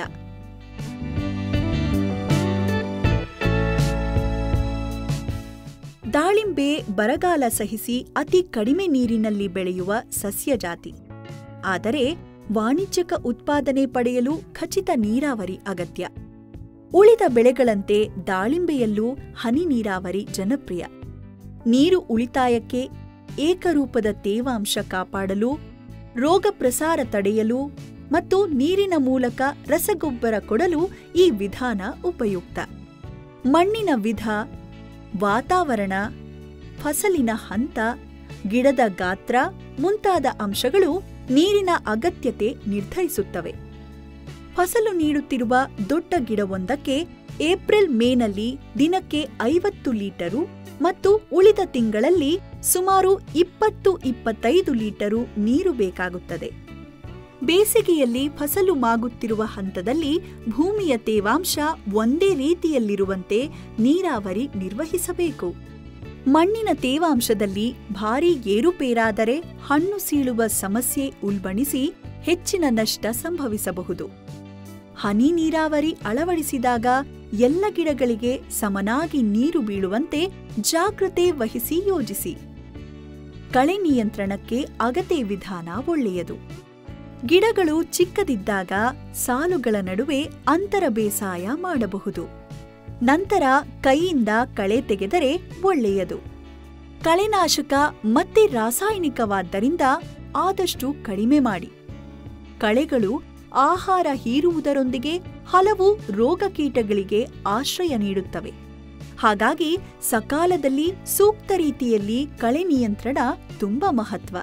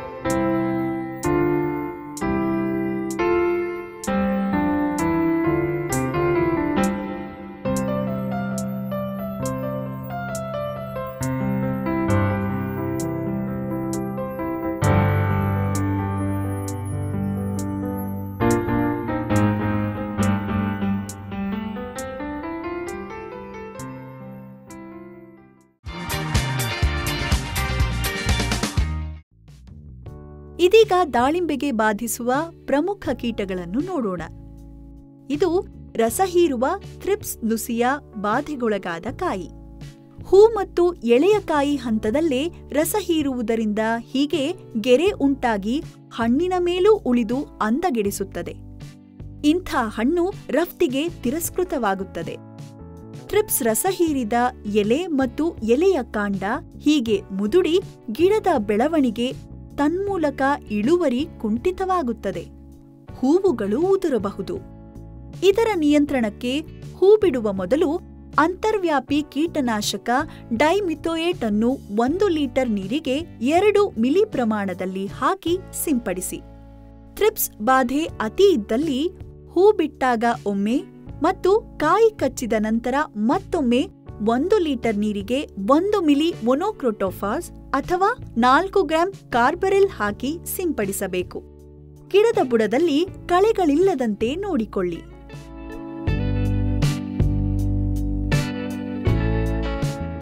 ಹಿಟ್ಟು ತಿಗಣೆ ಅಥವಾ ಮೀಲಿ ಬಗ್ ದಾಳಿಂಬೆಯ ಕಾಂಡ, ಹೂ ಮತ್ತು ಕಾಯಿಗಳ ಮೇಲೆ ಗುಂಪು ಗುಂಪಾಗಿ ಬೆಳೆದು ರಸ ಹೀರುತ್ತವೆ. ಅಲ್ಲೆಲ್ಲ ಕಪ್ಪು ಶಿಲೀಂಧ್ರ ಬೆಳೆದು ಹಣ್ಣಿನ ಅಂದಗೆಡುತ್ತದೆ. ಕಾಯಿ ಹಣ್ಣಾಗುವ ಮೊದಲೇ ಬಾಡಿ ಉದುರಬಹುದು. ಹೀಗೆ ಗೊಂಚಲಲ್ಲಿ ಕಾಯಿ ಉಳಿಸಿಕೊಂಡರೆ ಮಿಲಿಬಗ್ ಸಮಸ್ಯೆ ಹೆಚ್ಚು. ಹಾಗಾಗಿ ಒಂದೆಡೆ ಒಂದೇ ಕಾಯಿ ಇರುವಂತೆ ನೋಡಿಕೊಳ್ಳಿ. ಕಾಂಡಗಳ ಮೇಲೆ ಮಿಲಿಬಗ್ ಸಂಖ್ಯೆ ಅತಿಯಾದರೆ ಗಿಡ ಹಳದಿ ಬಣ್ಣಕ್ಕೆ ತಿರುಗಿ ಕ್ರಮೇಣ ಒಣಗುತ್ತದೆ.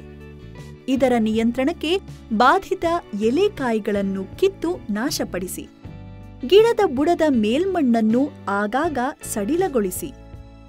1 ಲೀಟರ್ ನೀರಿಗೆ 2 ಗ್ರಾಂ ವರ್ಟಿಸೀಲಿಯಂ ಲಕಾನಿ ಶಿಲೀಂಧ್ರವನ್ನು ಹಾಕಿ ಸಿಂಪಡಿಸಬಹುದು.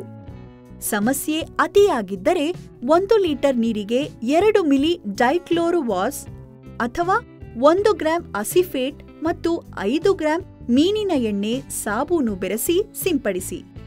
ದಾಳಿಂಬೆಗೆ ಪೈರೆಥ್ರಾಯ್ಡ್ ವರ್ಗದ ಕೀಟನಾಶಕ ಬಳಸಬಾರದು. ಇದರಿಂದ ಮಿಲಿಬಗ್ ಸಮಸ್ಯೆ ಹೆಚ್ಚುತ್ತದೆ.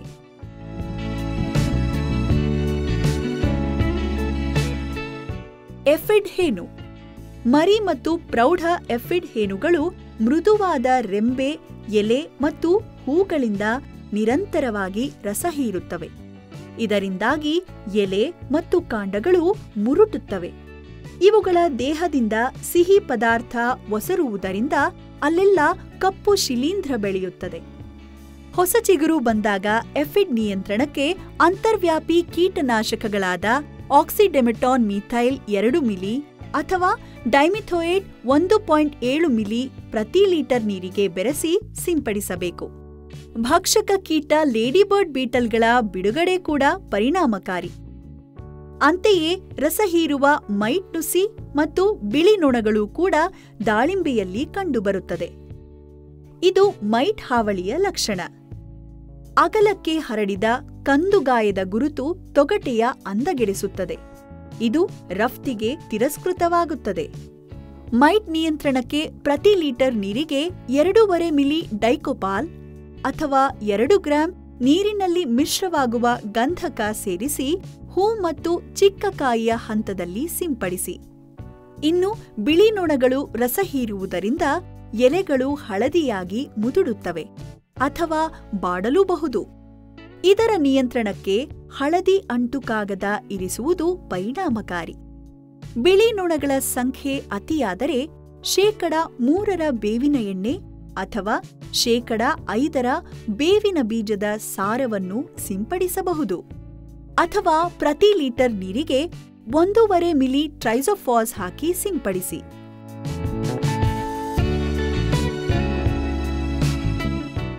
ಕಾಯಿ ಕೊರಕ ಕೀಟ ಕೂಡ ದಾಳಿಂಬೆಯ ಒಂದು ಪ್ರಮುಖ ಸಮಸ್ಯೆ.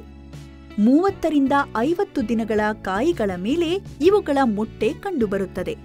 ಮರಿಗಳು ಕಾಯಿಯ ತೊಗಟೆ ಕೊರೆದು ಒಳಸೇರಿ ಕಾಳುಗಳನ್ನು ತಿನ್ನುತ್ತವೆ. ಅರ್ಧಕ್ಕರ್ಧ ಹಣ್ಣು ಒಳಗಡೆ ಕೊಳೆತು ಕಪ್ಪಾಗುತ್ತದೆ. ಮರಿಹುಳು ಒಳಸೇರಿದ ರಂಧ್ರದಿಂದ ಹಿಕ್ಕೆ ಹೊರಬರುತ್ತದೆ ಮತ್ತು ಕೆಟ್ಟ ವಾಸನೆ ಸೂಸುತ್ತದೆ. ಹಾನಿಗೊಳಗಾದ ಕಾಯಿ ಒಣಗಿ ಉದುರಬಹುದು. ಈ ಕಾಯಿ ಕೊರಕದ ಹಾವಳಿ ಮೃಗಬಹಾರ್ ಅಂದರೆ ಆಗಸ್ಟ್ನಿಂದ ಅಕ್ಟೋಬರ್ ಅವಧಿಯಲ್ಲಿ ಹೆಚ್ಚು. ಇದರ ನಿಯಂತ್ರಣಕ್ಕೆ ತೂತುಗಳಿರುವ ಮತ್ತು ಉದುರಿದ ಹಣ್ಣುಗಳನ್ನು ಆಯ್ದು ಸುಟ್ಟು ನಾಶಪಡಿಸಿ. ತೋಟವನ್ನು ಕಳೆಮುಕ್ತವಾಗಿರಿಸಿ. ಟ್ರೈಕೋಗ್ರಾಮಾ ಪರತಂತ್ರ ಕೀಟವನ್ನು ಎಕರೆಗೆ 1 ಲಕ್ಷ ಪ್ರಮಾಣದಲ್ಲಿ 10 ದಿನಗಳ ಅಂತರದಲ್ಲಿ 4 ಬಾರಿ ಬಿಡುಗಡೆ ಮಾಡುವುದು ತುಂಬ ಪರಿಣಾಮಕಾರಿ. ವಾರಕ್ಕೊಮ್ಮೆ ಬಿಟಿ ಬ್ಯಾಕ್ಟೀರಿಯಾ ದ್ರಾವಣದ ಸಿಂಪಡಣೆ ಕೂಡ ಕಾಯಿ ಕೊರಕವನ್ನು ನಿಯಂತ್ರಿಸಬಲ್ಲದು. ಈ ಕೀಟದ ಬಾಧೆ ಅತಿಯಾದಲ್ಲಿ ಕಾಯಿ ಕಟ್ಟಿದಲ್ಲಿಂದ ಹಣ್ಣಾಗುವವರೆಗೆ ಪ್ರತಿ 15 ದಿನಗಳಿಗೊಮ್ಮೆ ಪ್ರತಿ ಲೀಟರ್ ನೀರಿಗೆ 4 ಗ್ರಾಂ ಕಾರ್ಬರಿಲ್ ಅಥವಾ ಅರ್ಧ ಮಿಲಿ ಡೈಕ್ಲೋರೋವಾಸ್ ಹಾಕಿ ಸಿಂಪಡಿಸಬೇಕು.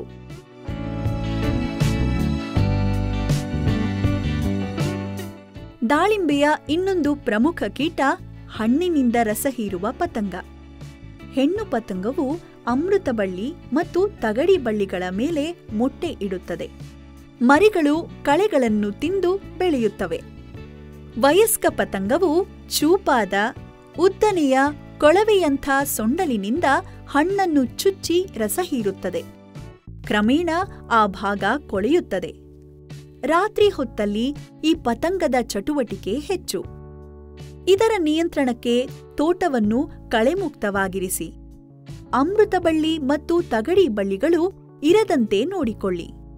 ರಾತ್ರಿ ಹೊತ್ತು ದೀಪದ ಬಲೆ ಇಟ್ಟು ಪತಂಗವನ್ನು ಆಕರ್ಷಿಸಿ ಕೊಲ್ಲಬಹುದು. ಸಾಯಂಕಾಲ ಟಯರಿಗೆ ಬೆಂಕಿ ಹಚ್ಚಿ ತೋಟದೆಲ್ಲೆಡೆ ಅಡ್ಡಾಡಿ. ಈ ಹೊಗೆ ರಸ ಹೀರುವ ಪತಂಗವನ್ನು ದೂರವಿಡುತ್ತದೆ. ಕೀಟಬಾಧೆಯಿಂದ ಉದುರಿದ ಹಣ್ಣುಗಳನ್ನು ಆಯ್ದು ಸುಟ್ಟು ನಾಶ ಮಾಡಿ. ಸ್ಪರ್ಶ ಕೀಟನಾಶಕಗಳನ್ನು ಸಂಜೆ ತಂಪು ಹೊತ್ತಿನಲ್ಲಿ ಸಿಂಪಡಿಸಬಹುದು.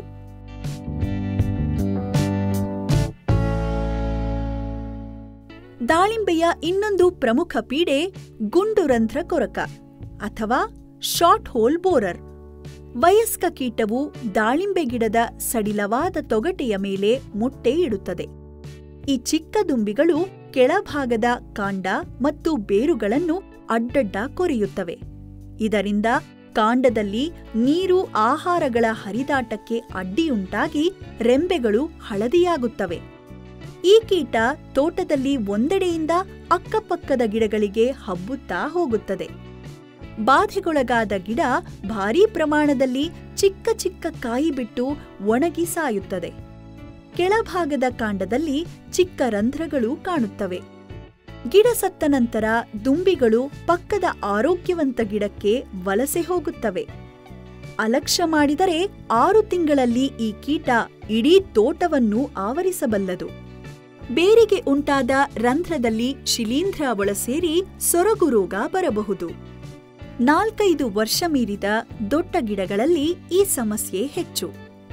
ಸತ್ತ ಗಿಡಗಳನ್ನು ಬೇರು ಸಹಿತ ಕಿತ್ತು ಸುಡಬೇಕು. ಪ್ರತಿ ಲೀಟರ್ ನೀರಿಗೆ 4 ಮಿಲಿ ಕ್ಲೋರೋಫೈರಿಪಾಸ್ ಅಥವಾ 6 ಗ್ರಾಂ ಕಾರ್ಬರಿಲ್ ಹಾಕಿ ದ್ರಾವಣ ತಯಾರಿಸಿ.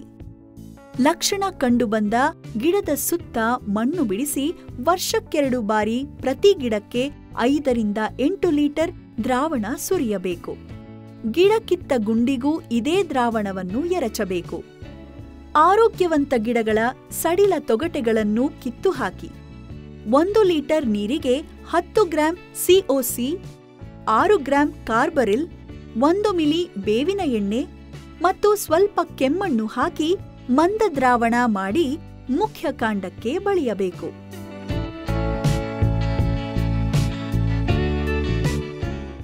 ಅಂತೆಯೇ ಕಾಂಡಕೊರಕ ದುಂಬಿ ಕೂಡ ದಾಳಿಂಬೆಗೆ ಬಾಧಿಸುವುದಿದೆ. ಇವು ರೆಂಬೆಗಳ ಗಟ್ಟಿ ತಿರುಳಿನಲ್ಲಿ ಸುರಂಗ ಕೊರೆಯುತ್ತಾ ಬದುಕುತ್ತವೆ. ಇದರಿಂದ ಟೊಂಗೆಗಳು ಹಳದಿಯಾಗಿ ಕ್ರಮೇಣ ಒಣಗಬಹುದು. ಹಾನಿಗೊಳಗಾದ ಕಾಂಡದ ಮೇಲಿರುವ ರಂಧ್ರದಿಂದ ಪುಡಿ ಉದುರುತ್ತದೆ. ಕಾಂಡಕೊರಕ ದುಂಬಿ ಇರುವ ರೆಂಬೆಗಳನ್ನು ಕತ್ತರಿಸಿ ಸುಟ್ಟು ಹಾಕಬೇಕು. ದೊಡ್ಡ ಕಾಂಡದ ಮೇಲಿರುವ ರಂಧ್ರವನ್ನು ಗುರುತಿಸಿ ತಂತಿಯ ಸಹಾಯದಿಂದ ಸ್ವಚ್ಛಗೊಳಿಸಿ. 2-3 ಹನಿ ಡೈಕ್ಲೋರೋವಾಸ್ ಕೀಟನಾಶಕವನ್ನು ಸಿರಿಂಜ್ ಮೂಲಕ ರಂಧ್ರದ ಒಳ ಸೇರಿಸಿ ಹಸಿ ಮಣ್ಣಿನಿಂದ ಮುಚ್ಚಬೇಕು.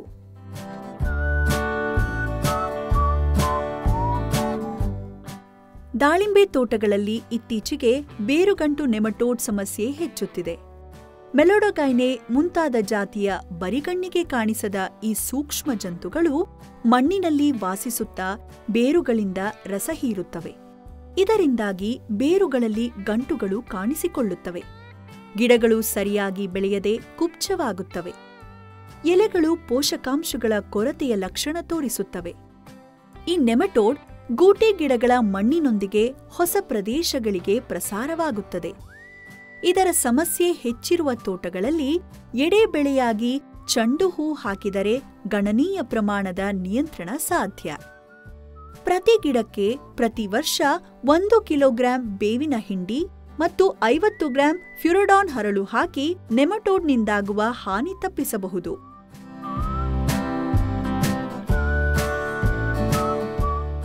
ಇದೀಗ ದಾಳಿಂಬೆಗೆ ಕಾಡುವ ಪ್ರಮುಖ ರೋಗಗಳನ್ನು ನೋಡೋಣ.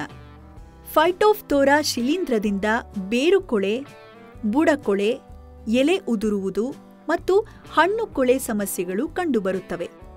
ಎಲೆಕೊಳೆ ಸಮಸ್ಯೆಯಲ್ಲಿ ಎಲೆಗಳ ಮೇಲೆ ನೀರಿನಿಂದ ಕೂಡಿದ ಮಚ್ಚೆಗಳು ಮೂಡುತ್ತವೆ. ಕ್ರಮೇಣ ಎಲೆಗಳು ಕೊಳೆತು ರೋಗ ಕಾಂಡಗಳಿಗೂ ಪಸರಿಸಿ ಕೊಂಬೆ ಒಣಗುತ್ತದೆ. ಇನ್ನು ಹಣ್ಣಿನ ಮೇಲೂ ರೋಗದ ಚುಕ್ಕೆ ಮೂಡಿ ದೊಡ್ಡದಾಗುತ್ತಾ ಇಡೀ ಹಣ್ಣನ್ನು ವ್ಯಾಪಿಸುತ್ತದೆ. ಹಣ್ಣು ಕೊಳೆತು ಉದುರುತ್ತದೆ. ಹೂವಿಗೆ ಶಿಲೀಂಧ್ರದ ಸೋಂಕು ತಗುಲಿದರೆ ಉದುರುತ್ತದೆ. ಬೇರುಕೊಳೆ ಸಮಸ್ಯೆಯಲ್ಲಿ ಹೆಚ್ಚಿನ ಭಾಗ ಬೇರುಗಳು ಕೊಳೆತು ಗಿಡ ಸೊರಗುತ್ತದೆ. ಎಲೆ, ಹೂ, ಕಾಯಿಗಳ ಪ್ರಮಾಣ ಕಡಿಮೆಯಾಗಿ ಬೆಳೆ ನಷ್ಟವಾಗುತ್ತದೆ. ಶಿಲೀಂಧ್ರ ಕಾಂಡದ ಬುಡಕ್ಕೂ ವ್ಯಾಪಿಸಿ ಗಿಡ ಸಾಯುತ್ತದೆ. ಈ ಫೈಟೋಫ್ಥೋರಾ ಕೊಳೆ ರೋಗ ಮಳೆಗಾಲದಲ್ಲಿ ಹೆಚ್ಚು. ಇದರ ನಿಯಂತ್ರಣಕ್ಕೆ ಗಿಡದ ಬುಡದಲ್ಲಿ ನೀರು ನಿಲ್ಲದಂತೆ ಎಚ್ಚರವಹಿಸಿ. 1% ಬೋಡೋ ದ್ರಾವಣ ಅಥವಾ 0.3% ಸಿಒಸಿ ಅಥವಾ 0.2% ಕ್ಲೋರೋಥಲೋನಿಲ್ ದ್ರಾವಣವನ್ನು ಬುಡಕ್ಕೆ ಸುರಿಯುವುದು ಮತ್ತು ಗಿಡಕ್ಕೆ ಸಿಂಪಡಿಸುವುದು ಪರಿಣಾಮಕಾರಿ.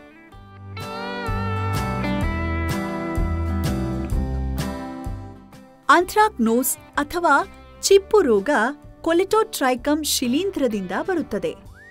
ಮಳೆಗಾಲದ ಆರ್ದ್ರ ವಾತಾವರಣದಲ್ಲಿ ಈ ಸಮಸ್ಯೆ ಹೆಚ್ಚು. ಎಲೆ, ಹೂ ಮತ್ತು ಕಾಯಿಗಳ ಮೇಲೆ ನೀರಿನಿಂದ ಕೂಡಿದ ಕಪ್ಪು ಚುಕ್ಕೆಗಳು ಮೂಡುತ್ತವೆ. ಹಣ್ಣಿನ ತೊಗಟೆಯ ಮೇಲೆ ಈ ಚುಕ್ಕೆಗಳು ಉದ್ದನೆಯ ಮಚ್ಚೆಯಂತೆ ಬೆಳೆದು ಅಂದಗೆಡಿಸುತ್ತದೆ. ಈ ಹಣ್ಣು ರಫ್ತಿಗೆ ತಿರಸ್ಕೃತವಾಗುತ್ತದೆ. ರೋಗಾಣು ಗಾಳಿಯಲ್ಲಿ ಪ್ರಸಾರವಾಗುತ್ತದೆ. ಈ ಚಿಬ್ಬು ರೋಗ ಬಹುತೇಕ ಎಲ್ಲ ಬೆಳೆ ಪ್ರದೇಶಗಳಲ್ಲಿ ಕಂಡುಬರುತ್ತದೆ.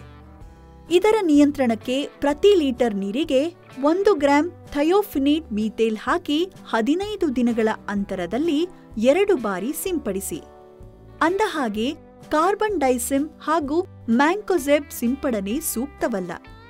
ಇವುಗಳ ಉಳಿಕೆ ಅವಧಿ ಹೆಚ್ಚಿದ್ದು ರಫ್ತಿಗೆ ತೊಂದರೆಯಾಗಬಹುದು.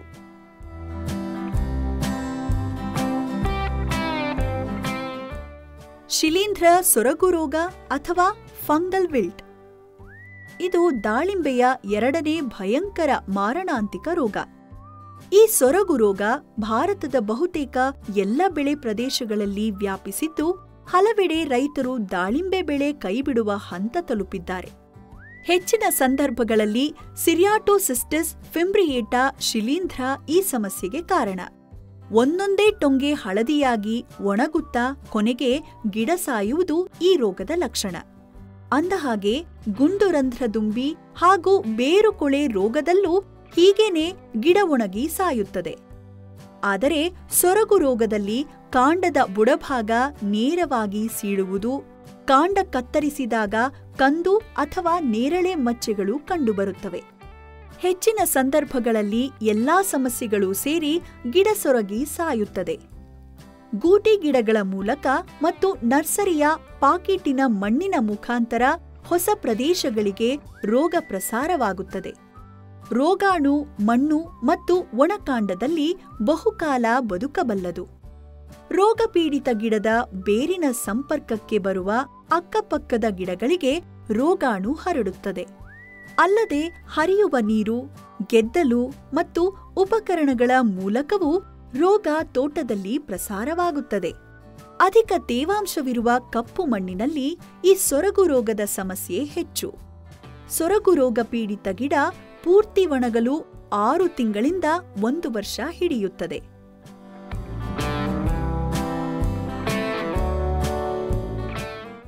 ರೋಗಪೀಡಿತ ಗಿಡದ ಸುತ್ತ 2 ಅಡಿ ಆಳದ ಕಂದಕ ತೋಡಿ ಇತರೆ ಗಿಡಗಳಿಂದ ಪ್ರತ್ಯೇಕಿಸಿ.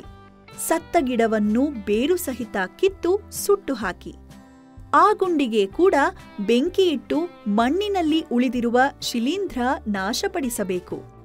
ಹನಿ ನೀರಾವರಿ ಅಳವಡಿಸಿದರೆ ನೀರಿನಿಂದ ರೋಗ ಪ್ರಸಾರದ ಸಾಧ್ಯತೆ ತಡೆಗಟ್ಟಬಹುದು.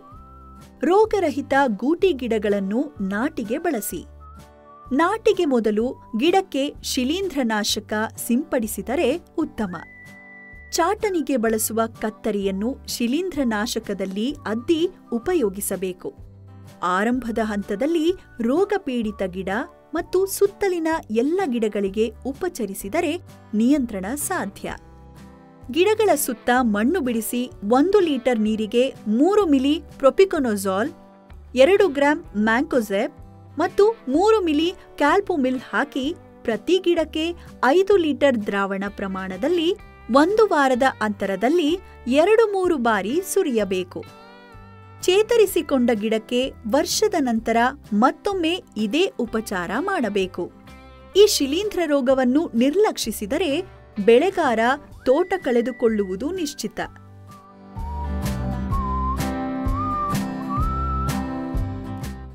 ದಂಡಾಣು ಅಂಗಮಾರಿ ರೋಗ ಅಥವಾ ಬ್ಯಾಕ್ಟೀರಿಯಲ್ ಬ್ಲೈಟ್. ಇದು ದೇಶದ ಎಲ್ಲ ಬೆಳೆ ಪ್ರದೇಶಗಳಲ್ಲಿ ವ್ಯಾಪಿಸಿರುವ ಅತಿ ಹೆಚ್ಚು ವಾಣಿಜ್ಯಿಕ ನಷ್ಟ ಉಂಟುಮಾಡುತ್ತಿರುವ ರೋಗ. ಇದರಿಂದ 30% ಅಥವಾ ಇನ್ನೂ ಹೆಚ್ಚು ಬೆಳೆ ನಷ್ಟ ಸಂಭವಿಸಬಹುದು. ಆದರೆ ಗಿಡ ಸಾಯುವುದಿಲ್ಲ. ಕ್ಸಾಂಥೋಮೊನಾಸ್ ಆಕ್ಸಿನೋಪೋಡಿಸ್ ಬ್ಯಾಕ್ಟೀರಿಯಾ ಇದಕ್ಕೆ ಕಾರಣ. ರೋಗಾಣು ಗಿಡದಲ್ಲಿರುವ ಗಾಯಗಳು ಅಥವಾ ಪತ್ರರಂಧ್ರಗಳ ಮೂಲಕ ಪ್ರವೇಶಿಸಿದರೂ ಅಂತರ್ವ್ಯಾಪಿ ಆಗುವುದಿಲ್ಲ. ಆರಂಭದಲ್ಲಿ ಎಲೆ ಮತ್ತು ಕಾಂಡದ ಮೇಲೆ ಕಪ್ಪು ಕಂದು ಚುಕ್ಕೆಗಳು ಕಂಡುಬರುತ್ತವೆ. ನಂತರ ಕಾಂಡದ ಮೇಲೆ ಈ ರೀತಿಯ ಉದ್ದನೆಯ ಮಚ್ಚೆಗಳು ಬೆಳೆಯುತ್ತವೆ. ರೋಗ ತೀವ್ರವಾಗಿದ್ದರೆ ಕಾಂಡ ಸೀಳಿ ಮುರಿದು ಬೀಳುತ್ತದೆ. ಹಣ್ಣುಗಳ ಮೇಲೆ ನಕ್ಷತ್ರಾಕಾರದ ಮಚ್ಚೆಗಳು ಬೆಳೆದು ಹಣ್ಣು ಸೀಳುತ್ತದೆ. ಇಂಥ ಹಣ್ಣು ಉದುರಿ ವ್ಯರ್ಥವಾಗುತ್ತದೆ ಅಥವಾ ಮಾರಾಟವಾಗದೆ ನಷ್ಟವಾಗುತ್ತದೆ. ಮಳೆಗಾಲದಲ್ಲಿ ಈ ಬ್ಯಾಕ್ಟೀರಿಯಲ್ ಬ್ಲೈಟ್ ರೋಗದ ತೀವ್ರತೆ ಹೆಚ್ಚು. ಮೋಡ ಕವಿದ ವಾತಾವರಣ, ಆಗಾಗ ತುಂತುರು ಮಳೆ ಬಂದರೆ ರೋಗ ಬಹುಬೇಗ ತೋಟದೆಲ್ಲೆಡೆ ಹರಡುತ್ತದೆ.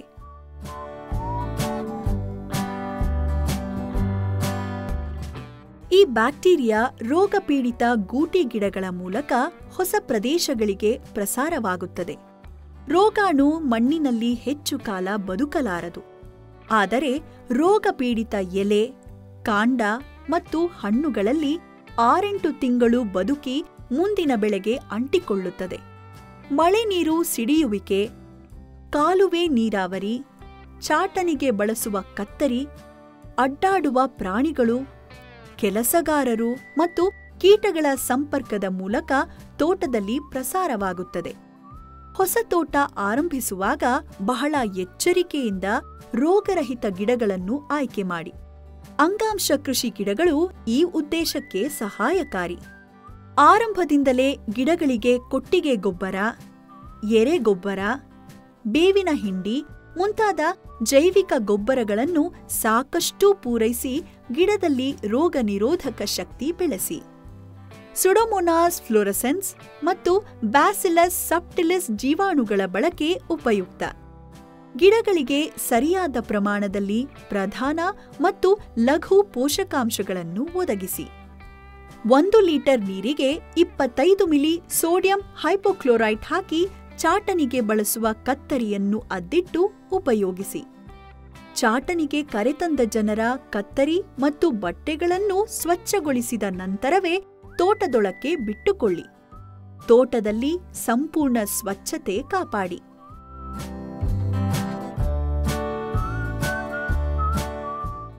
ಬ್ಯಾಕ್ಟೀರಿಯಾ ರೋಗಪೀಡಿತ ತೋಟಗಳಲ್ಲಿ ಚಾಟನಿಯ ಪೂರ್ವದಲ್ಲಿ ರೋಗದ ತೀವ್ರತೆ ಕಡಿಮೆ ಮಾಡಲು 1% ಬೋಡೋ ದ್ರಾವಣ ಸಿಂಪಡಿಸಿ. ಚಾಟನಿಯ ನಂತರ ಇಥರೆಲ್ ಸಿಂಪಡಿಸಿ ಎಲ್ಲ ಎಲೆ ಉದುರಿಸಿ. ಎಲ್ಲ ಕಾಂಡ, ಕಾಯಿ ಮತ್ತು ಎಲೆಗಳನ್ನು ಸಂಗ್ರಹಿಸಿ ತೋಟದಿಂದ ಹೊರಸಾಗಿಸಿ ಸುಟ್ಟು ಹಾಕಬೇಕು. ನೆಲದ ಮೇಲೆ ಅಳಿದುಳಿದ ರೋಗಾಣುಗಳನ್ನು ನಾಶಪಡಿಸಲು ಎಕರೆಗೆ 10 ಕಿಲೋಗ್ರಾಂ ಬ್ಲೀಚಿಂಗ್ ಪೌಡರ್ ಅನ್ನು ಧೂಳೀಕರಿಸಬೇಕು. 1 ಲೀಟರ್ ನೀರಿಗೆ 0.5 ಗ್ರಾಂ ಸ್ಟ್ರೆಪ್ಟೊಸೈಕ್ಲಿನ್ ಅಥವಾ 0.5 ಗ್ರಾಂ ಬ್ರೋಮೋಪಾಲ್ ಮತ್ತು 3 ಗ್ರಾಂ COC ಹಾಕಿ ರೋಗಪೀಡಿತ ಕಾಂಡಗಳಿಗೆ ಬಳಿಯಬೇಕು. ಇದೇ ದ್ರಾವಣವನ್ನು ಗಿಡಗಳಿಗೆ 10 ದಿನಗಳ ಅಂತರದಲ್ಲಿ 3 ಬಾರಿ ಸಿಂಪಡಿಸಬೇಕು. ರೋಗ ತೀವ್ರವಾಗಿದ್ದಲ್ಲಿ ಇದೇ ಸಿಂಪಡಣೆಯನ್ನು 15 ದಿನಗಳಿಗೊಮ್ಮೆ ಕೊಡುತ್ತಿರಬೇಕು. ಪ್ರತಿ ಸಿಂಪಡಣೆಯ ನಂತರ ಗಿಡಗಳ ರೋಗ ನಿರೋಧಕ ಶಕ್ತಿ ಹೆಚ್ಚಿಸಲು 1 ಲೀಟರ್ ನೀರಿಗೆ 1 ಗ್ರಾಂ ಸತುವಿನ ಸಲ್ಫೇಟ್, ಮ್ಯಾಗ್ನೀಷಿಯಂ ಸಲ್ಫೇಟ್ ಮತ್ತು ಬೋರಾನ್ ಬೆರೆಸಿ ಸಿಂಪಡಿಸಬೇಕು. ರೋಗವಿರುವ ತೋಟ ಪ್ರದೇಶದಲ್ಲಿ ಮಳೆಗಾಲದ ಮೃಗಬಹಾರ್ ಬೆಳೆ ಬೇಡ. ಚೆನ್ನಾಗಿ ಬಿಸಿಲಿರುವ ಕಾರಣ ಹಸ್ತಬಹಾರ್ ಮತ್ತು ಅಂಬೆಬಹಾರ್ ಬೆಳೆಗಳಿಗೆ ಈ ಬ್ಯಾಕ್ಟೀರಿಯಲ್ ಬ್ಲೈಟ್ ರೋಗದ ಹಾನಿ ಕಡಿಮೆ ಇರುತ್ತದೆ. ಈ ಎಲ್ಲಾ ಕ್ರಮಗಳನ್ನು ರೈತರು ಸಾಮೂಹಿಕವಾಗಿ ಕೈಗೊಂಡರೆ ಈ ರೋಗದ ನಿಯಂತ್ರಣ ಸಾಧ್ಯ.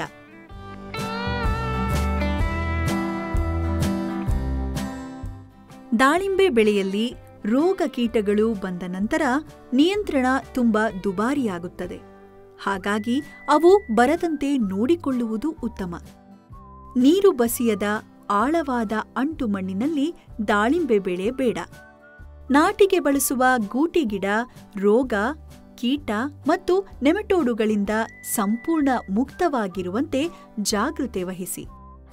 ದಾಳಿಂಬೆ ತೋಟದ ಸುತ್ತ ಗಾಳಿ, ಸಿಲ್ವರ್ ಓಕ್, ಚೊಗಚೆ ಮುಂತಾದ ಗಿಡಗಳ 2-3 ಸಾಲು ನಾಟಿ ಮಾಡಿ ಜೀವಂತ ಗಾಳಿ ತಡೆ ನಿರ್ಮಿಸಿ. ಕೆಲ ರೈತರು ಹೀಗೆ ತೆಂಗಿನ ಗರಿ ಕಟ್ಟುತ್ತಾರೆ. ಇದರಿಂದ ರೋಗಾಣು ಮತ್ತು ಕೀಟಗಳು ಗಾಳಿಯಲ್ಲಿ ತೋಟ ಪ್ರವೇಶಿಸುವುದು ಸ್ವಲ್ಪ ಮಟ್ಟಿಗೆ ಕಡಿಮೆಯಾಗುತ್ತದೆ. ದಾಳಿಂಬೆಯೊಂದಿಗೆ ಪಪ್ಪಾಯ, ಮಾವು ಮುಂತಾದ ಮಿಶ್ರ ಬೆಳೆ ಇರುವ ತೋಟಗಳಲ್ಲಿ ರೋಗ ಕೀಟಗಳ ಹಾವಳಿ ಕಡಿಮೆ ಎಂಬುದು ಕೆಲ ರೈತರ ಅನಿಸಿಕೆ. ರೋಗ ಕೀಟಗಳಿಗೆ ತುತ್ತಾದ ಎಲೆ, ಕಾಂಡ, ಕಾಯಿ ಮತ್ತು ಗಿಡಗಳನ್ನು ಮುಲಾಜಿಲ್ಲದೆ, ಅಲಕ್ಷ್ಯ ಮಾಡದೆ ಕೂಡಲೇ ಕಿತ್ತು ಹಾಕಿ. ಅವನ್ನೆಲ್ಲ ಸಂಗ್ರಹಿಸಿ ತೋಟದಿಂದ ಹೊರಸಾಗಿಸಿ ಸುಟ್ಟು ಹಾಕಿ. ತೋಟವನ್ನು ಕಳೆಮುಕ್ತವಾಗಿರಿಸಿ. ಅಧಿಕ ಫಸಲಿನ ಆಸೆಗೆ ಬಿದ್ದು ಗಿಡಗಳನ್ನು 10x15 ಅಡಿಗಿಂತ ಕಡಿಮೆ ಅಂತರದಲ್ಲಿ ನಾಟಿ ಮಾಡಬೇಡಿ.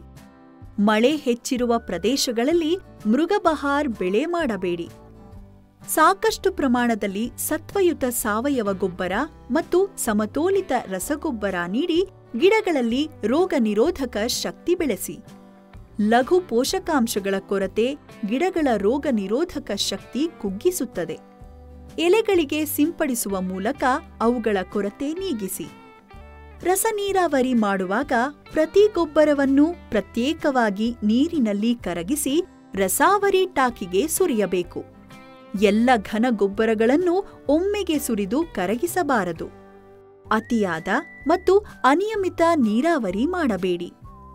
ಸಮರ್ಪಕ ವಿಧಾನದಲ್ಲಿ ಗಿಡಗಳಿಗೆ ಚಾಟನಿ ಮತ್ತು ತಿದ್ದುವಿಕೆ ಕೈಗೊಂಡು ಎಲ್ಲಾ ಗಿಡಗಳಿಗೆ ಮತ್ತು ಗಿಡದ ಭಾಗಗಳಿಗೆ ಸಾಕಷ್ಟು ಗಾಳಿ ಬೆಳಕು ಲಭ್ಯವಾಗುವಂತೆ ನೋಡಿಕೊಳ್ಳಿ. ರೋಗ ಕೀಟ ನಿಯಂತ್ರಣಕ್ಕೆ ಸಾಧ್ಯವಿದ್ದಷ್ಟು ಜೈವಿಕ ಮತ್ತು ಬೇಸಾಯ ಕ್ರಮ ಕೈಗೊಂಡು ಅನಿವಾರ್ಯವಾದಾಗ ಮಾತ್ರ ರಾಸಾಯನಿಕ ಬಳಸಿ. ಸಿಂಪಡಣಾ ದ್ರಾವಣಕ್ಕೆ ಸೂಕ್ತ ಅಂಟು ಪದಾರ್ಥ ಸೇರಿಸಿ. ಸಿಂಪಡಣೆಗೆ ಉತ್ತಮ ಕಾರ್ಯಕ್ಷಮತೆಯ ಯಾಂತ್ರಿಕ ಸ್ಪ್ರೇಯರ್ ಬಳಸಿ. ಮುಂಜಾನೆ ಅಥವಾ ಸಾಯಂಕಾಲ ತಂಪು ಹೊತ್ತಿನಲ್ಲಿ ಸಿಂಪಡಣೆ ಕೈಗೊಳ್ಳಬೇಕು. ಉರಿ ಬಿಸಿಲಿನಲ್ಲಿ ಯಾವುದೇ ಸಿಂಪಡಣೆ ಮಾಡಬಾರದು. ಎಲ್ಲ ರಾಸಾಯನಿಕಗಳನ್ನು ಪ್ರತ್ಯೇಕವಾಗಿ ಸಿಂಪಡಿಸಿ. ಕೂಲಿ ಉಳಿತಾಯ ಮಾಡಲು ಎಲ್ಲವನ್ನೂ ಮಿಶ್ರ ಮಾಡಬೇಡಿ. ಆದಾಗ್ಯೂ ತಜ್ಞರ ಶಿಫಾರಸ್ಸಿನ ಪ್ರಕಾರ ಕೆಲ ರಾಸಾಯನಿಕಗಳನ್ನು ಒಟ್ಟಿಗೆ ಬಳಸಬಹುದು. ಬ್ಯಾಕ್ಟೀರಿಯಾ ನಾಶಕಗಳ ಅತಿಯಾದ ಬಳಕೆ ಗಿಡಗಳನ್ನು ದುರ್ಬಲಗೊಳಿಸುತ್ತದೆ. ಹಾಗಾಗಿ ಅಗತ್ಯವಿದ್ದಾಗ ಮಾತ್ರ ಸೂಕ್ತ ಪ್ರಮಾಣದಲ್ಲಿ ಬಳಸಿ.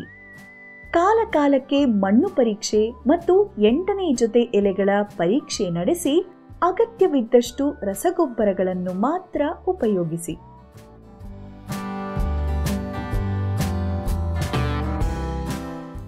ದಾಳಿಂಬೆಯ ಹಣ್ಣು ಮಾಗುವಾಗ ಹಕ್ಕಿಗಳು ದಾಳಿ ಇಡುತ್ತವೆ. ಈ ತೋಟದಲ್ಲಿ ಹಕ್ಕಿಗಳನ್ನು ಬೆದರಿಸಲು ಬಣ್ಣ ಬಣ್ಣದ ಹೊಳೆಯುವ ರಿಬ್ಬನ್ನುಗಳನ್ನು ಕಟ್ಟಲಾಗಿದೆ. ಇದು ಬಿಸಿಲಿಗೆ ಹೊಳೆಯುತ್ತಾ ಗಾಳಿಗೆ ಸುಯಿ ಎಂದು ಶಬ್ದ ಮಾಡಿ ಹಕ್ಕಿಗಳನ್ನು ಬೆದರಿಸುತ್ತದೆ.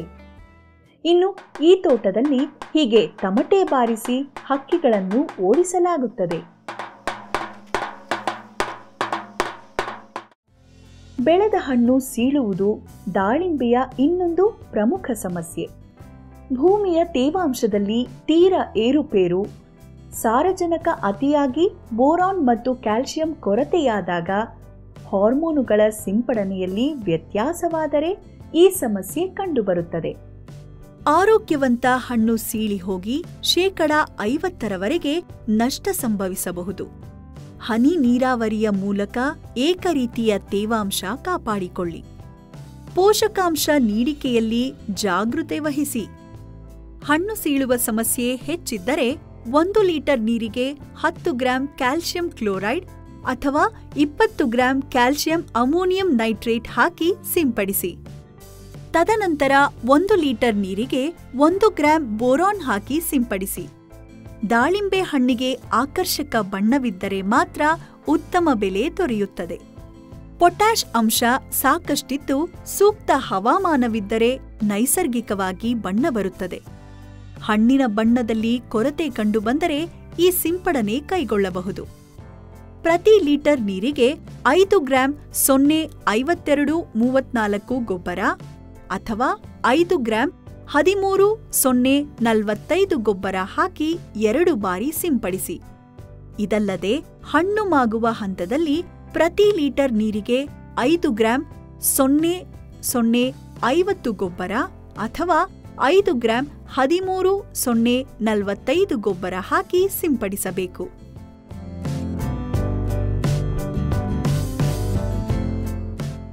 ಉತ್ತಮ ನಿರ್ವಹಣೆಯಲ್ಲಿ ನಮ್ಮಲ್ಲಿ ಎಕರೆಗೆ 4-5 ಟನ್ ಇಳುವರಿ ಸಾಧ್ಯ. ಸದ್ಯ ಹಣ್ಣಿಗೆ ಕಿಲೋಗ್ರಾಂ ಒಂದಕ್ಕೆ ಸರಾಸರಿ 60-80 ರೂಪಾಯಿ ಸಿಗುತ್ತಿದೆ. ಅಂದರೆ ಎಕರೆಗೆ 3-4 ಲಕ್ಷ ರೂಪಾಯಿ ಆದಾಯ ಗಳಿಸಬಹುದು. ಒಮ್ಮೆ ನೆಟ್ಟ ಗಿಡ 25-30 ವರ್ಷ ವಾಣಿಜ್ಯಿಕ ಇಳುವರಿ ಕೊಡಬಲ್ಲದು. ಹೂ ಬಿಟ್ಟು 150-180 ದಿನಗಳಿಗೆ ದಾಳಿಂಬೆ ಕೊಯ್ಲಿಗೆ ಬರುತ್ತದೆ. ಕೊಯ್ಲಿಗೆ ತುಂಬಾ ತಡವಾದರೆ ಒಳಗಿನ ಕಾಳು ಬಣ್ಣಗೆಟ್ಟು ಹಾಳಾಗುತ್ತದೆ. ಪೂರ್ತಿ ಹಣ್ಣಾಗದ ಅಥವಾ ಅತಿಯಾಗಿ ಮಾಗಿದ ದಾಳಿಂಬೆ ಹಣ್ಣು ಕೊಯ್ಲಿನ ನಂತರ ಹೆಚ್ಚು ದಿನ ತಾಳಿಕೆ ಬರಲಾರದು. ದಾಳಿಂಬೆ ಇತರ ಹಣ್ಣುಗಳಂತೆ ಕೊಯ್ಲಾದ ನಂತರ ಮಾಗುವುದಿಲ್ಲ. ಕೊಯ್ಲಿಗೆ ಸಿದ್ಧವಾದ ಹಣ್ಣು ಹೊಳಪಿನ ಕೆಂಪು ಕೇಸರಿ ಬಣ್ಣ ಪಡೆಯುತ್ತದೆ. ಏಣುಗಳೆಲ್ಲ ಮಾಯವಾಗಿ ಹಣ್ಣು ಪೂರ್ತಿ ದುಂಡಗಾಗುತ್ತದೆ. ಬೆರಳಿನಿಂದ ತಟ್ಟಿದಾಗ ಟಣ್ಣೆಂದು ಲೋಹದ ಶಬ್ದ ಬರುತ್ತದೆ. ಮುಂಜಾನೆಯ ತಂಪು ಹೊತ್ತಿನಲ್ಲಿ ಹಣ್ಣುಗಳನ್ನು ಕೊಯ್ಲು ಮಾಡಿದರೆ ಉತ್ತಮ. ಕೊಯ್ಯುವಾಗ ಹಣ್ಣಿಗೆ ತರಚು ಗಾಯವಾಗದಂತೆ ಮತ್ತು ತುದಿಯಲ್ಲಿನ ಪುಷ್ಪ ಪಾತ್ರೆಯ ದಳಗಳು ಮುರಿಯದಂತೆ ಜಾಗೃತೆ ವಹಿಸಿ. ಕೊಯ್ದ ಹಣ್ಣುಗಳನ್ನು ತಂಪಾದ ನೆರಳಿನ ಜಾಗದಲ್ಲಿ ರಾಶಿ ಹಾಕಿ. ರಫ್ತು ಅಥವಾ ಬಹುದೂರದ ಮಾರುಕಟ್ಟೆಗೆ ಕಳಿಸುವುದಾದರೆ ಶೀತಲೀಕರಣ ಅಥವಾ ಪ್ರೀಕೂಲಿಂಗ್ ಅಗತ್ಯ.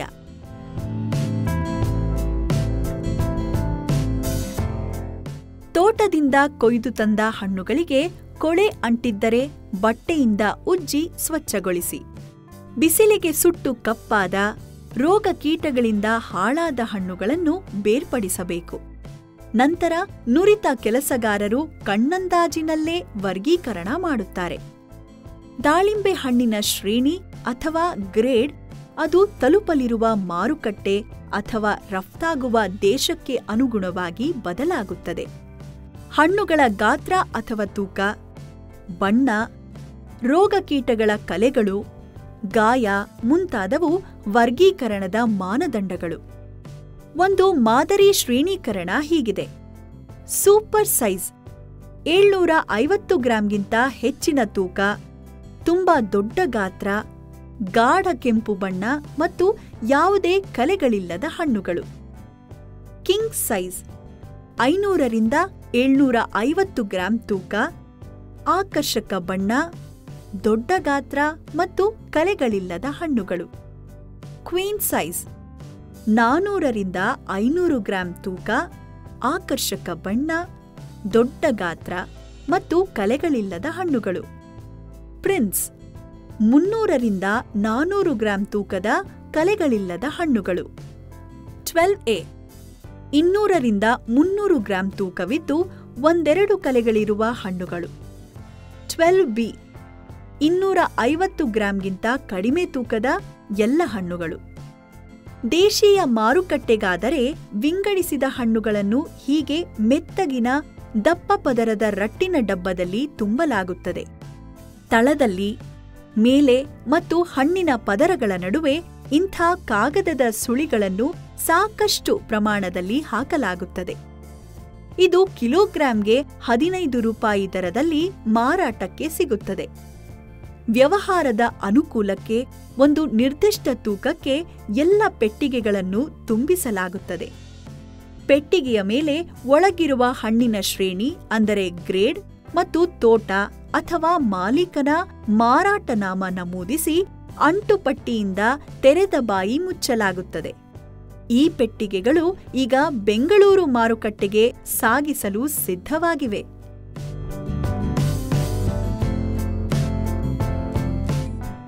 ನಮ್ಮ ದೇಶದಲ್ಲಿ ದಾಳಿಂಬೆ ಬೆಳೆ ಕ್ಷೇತ್ರ ಮತ್ತು ಉತ್ಪಾದನೆಯಲ್ಲಿ ಮಹಾರಾಷ್ಟ್ರ ಮೊದಲನೇ ಮತ್ತು ಕರ್ನಾಟಕ 2ನೇ ಸ್ಥಾನದಲ್ಲಿವೆ.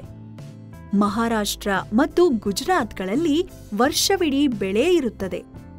ಆದರೆ ನಮ್ಮ ರಾಜ್ಯದಿಂದ ಹೆಚ್ಚಿನಂಶ ಹಣ್ಣು ಜನವರಿಯಿಂದ ಏಪ್ರಿಲ್ ಮತ್ತು ಆಂಧ್ರಪ್ರದೇಶದಿಂದ ಮಾರ್ಚ್ನಿಂದ ಜೂನ್ ನಡುವೆ ಮಾರುಕಟ್ಟೆಗೆ ಬರುತ್ತದೆ.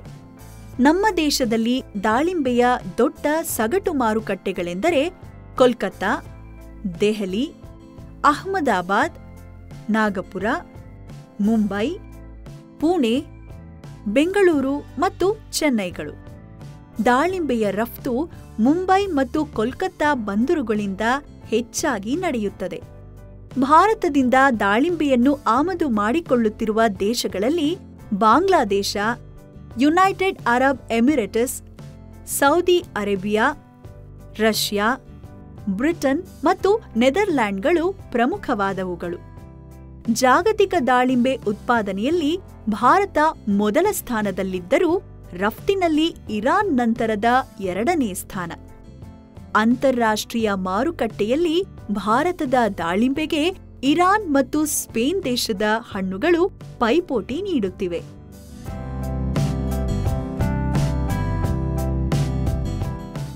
ರಫ್ತು ಮಾಡುವ ದಾಳಿಂಬೆಗಳ ಮಾದರಿಗಳನ್ನು ಪ್ರಯೋಗಾಲಯದಲ್ಲಿ ಪರೀಕ್ಷೆ ನಡೆಸಿ ರಾಸಾಯನಿಕಗಳ ಉಳಿಕೆ ಅಂಶ ಇಲ್ಲದಿರುವಿಕೆಯನ್ನು ಖಚಿತಪಡಿಸಿಕೊಳ್ಳಲಾಗುತ್ತದೆ.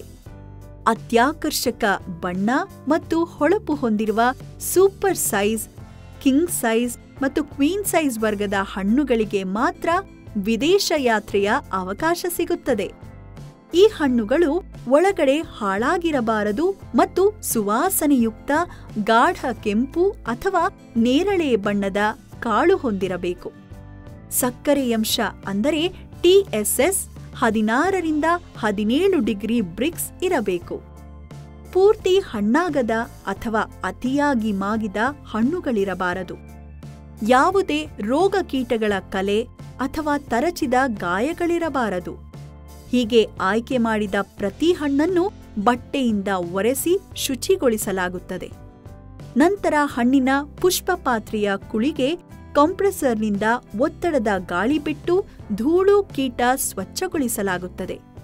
ಹಣ್ಣಿನ ಗಾತ್ರ, ಬಣ್ಣ ಮತ್ತು ತುಂಬಿಸುವ ಪೆಟ್ಟಿಗೆಯ ಗಾತ್ರ ಅದು ತಲುಪುವ ದೇಶವನ್ನು ಅವಲಂಬಿಸಿರುತ್ತದೆ.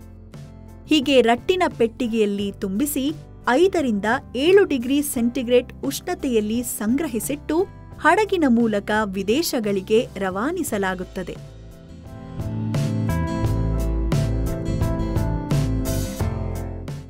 ನಮ್ಮ ದೇಶಕ್ಕೆ ದಾಳಿಂಬೆಯ ರಫ್ತಿಗೆ ಹಲವಾರು ರೀತಿಯಲ್ಲಿ ಅನುಕೂಲಗಳಿವೆ. ಮೊದಲನೆಯದಾಗಿ ಅತಿ ಹೆಚ್ಚು ಉತ್ಪಾದನೆಯಿರುವ ದೇಶ. ಅತ್ಯಾಕರ್ಷಕ ಬಣ್ಣದ ಹಣ್ಣು ಮತ್ತು ಕಾಳುಗಳಿರುವ ಮೃದು ಬೀಜದ ಉತ್ಕೃಷ್ಟ ತಳಿಗಳು ನಮ್ಮಲ್ಲಿವೆ. ಹೆಚ್ಚಿನ ಬೆಳೆ ಪ್ರದೇಶಗಳಲ್ಲಿ ವರ್ಷವಿಡೀ ಬೆಳೆ ಸಾಧ್ಯ. ಅತಿ ಹೆಚ್ಚು ಬೆಳೆಯಿರುವ ಮಹಾರಾಷ್ಟ್ರ, ಕರ್ನಾಟಕ ಮತ್ತು ಗುಜರಾತ್ ರಾಜ್ಯಗಳು ಮುಂಬೈ ಬಂದರಿಗೆ ಸನಿಹದಲ್ಲಿದ್ದು ಅರಬ್ ದೇಶಗಳು ಮತ್ತು ಯುರೋಪಿಗೆ ರಫ್ತು ಮಾಡಲು ಅನುಕೂಲಕರ. ನಮ್ಮ ದಾಳಿಂಬೆ ಹಣ್ಣು ರುಚಿ ಮತ್ತು ಆಕರ್ಷಣೆಯಲ್ಲಿ ಸ್ಪೇನ್ ಮತ್ತು ಇರಾನ್ಗಳ ಹಣ್ಣಿಗಿಂತ ಉತ್ತಮವಾಗಿದೆ. ನಮ್ಮ ಭಗ್ವಾ ತಳಿಗೆ ಯುರೋಪ್ ಮಾರುಕಟ್ಟೆಯಲ್ಲಿ ಜನಪ್ರಿಯತೆ ಮತ್ತು ಉತ್ತಮ ಬೇಡಿಕೆ ಇದೆ. ಭಾರತದ ವಿವಿಧೆಡೆ ದಾಳಿಂಬೆಯ ಸಂಶೋಧನೆ ಮತ್ತು ಅಭಿವೃದ್ಧಿಗೆ ಹಲವಾರು ಸಂಶೋಧನಾ ಕೇಂದ್ರಗಳಿವೆ. ಮಹಾರಾಷ್ಟ್ರದಲ್ಲಿ ದಾಳಿಂಬೆಯ ರಫ್ತಿಗೆ ಕೃಷಿ ರಫ್ತು ವಲಯ ಸ್ಥಾಪಿಸಲಾಗಿದೆ. ದಾಳಿಂಬೆ ಬೆಳೆಗಾರರ ಎಲ್ಲ ಸಹಕಾರ ಸಂಘಗಳೂ ಸೇರಿಕೊಂಡು ಮಹಾ ಅನಾರ್ ಎಂಬ ಸಂಸ್ಥೆ ಸ್ಥಾಪಿಸಿ ರಫ್ತು ವಹಿವಾಟು ನಡೆಸಿವೆ. ದಾಳಿಂಬೆ ರಫ್ತಿಗೆ ಅನುಕೂಲವಾಗಲೆಂದು ಬಾರಾಮತಿ ಪ್ರದೇಶದಲ್ಲಿ ಯಾಂತ್ರಿಕ ನಿರ್ವಹಣಾ ವ್ಯವಸ್ಥೆ ಇರುವ ದಾಳಿಂಬೆ ರಫ್ತು ವ್ಯವಸ್ಥೆ ಕೇಂದ್ರ ಸ್ಥಾಪಿಸಲಾಗಿದೆ. ರೈತರಿಗೆ ರಫ್ತಿಗಾಗಿ ದಾಳಿಂಬೆ ಬೆಳೆಯಲು ಸೂಕ್ತ ತರಬೇತಿ ನೀಡಲಾಗಿದ್ದು, ಗ್ಲೋಬಲ್ ಗ್ಯಾಪ್ ಪ್ರಮಾಣೀಕರಣ ಪಡೆಯಲಾಗಿದೆ. ಮಹಾಪೋಮ್ ವ್ಯಾಪಾರ ನಾಮದಲ್ಲಿ ಈಗಾಗಲೇ ಮಹಾರಾಷ್ಟ್ರದಿಂದ ದಾಳಿಂಬೆಯ ರಫ್ತು ನಡೆದಿದೆ. ಈ ಎಲ್ಲಾ ಅನುಕೂಲಗಳನ್ನು ಸಮರ್ಪಕವಾಗಿ ಬಳಸಿಕೊಂಡು ದಾಳಿಂಬೆಯ ರಫ್ತು ಇನ್ನಷ್ಟು ಹೆಚ್ಚಿಸಲು ಸುವರ್ಣಾವಕಾಶವಿದೆ.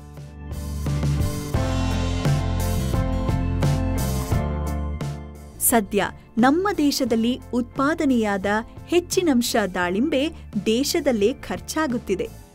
ರಫ್ತು ಪ್ರಮಾಣ ತುಂಬಾ ಕಡಿಮೆ. ದೇಶೀಯ ಮಾರುಕಟ್ಟೆಯಲ್ಲಿನ ಉತ್ತಮ ಬೇಡಿಕೆ ಮತ್ತು ದರ ಇದಕ್ಕೆ ಕಾರಣ.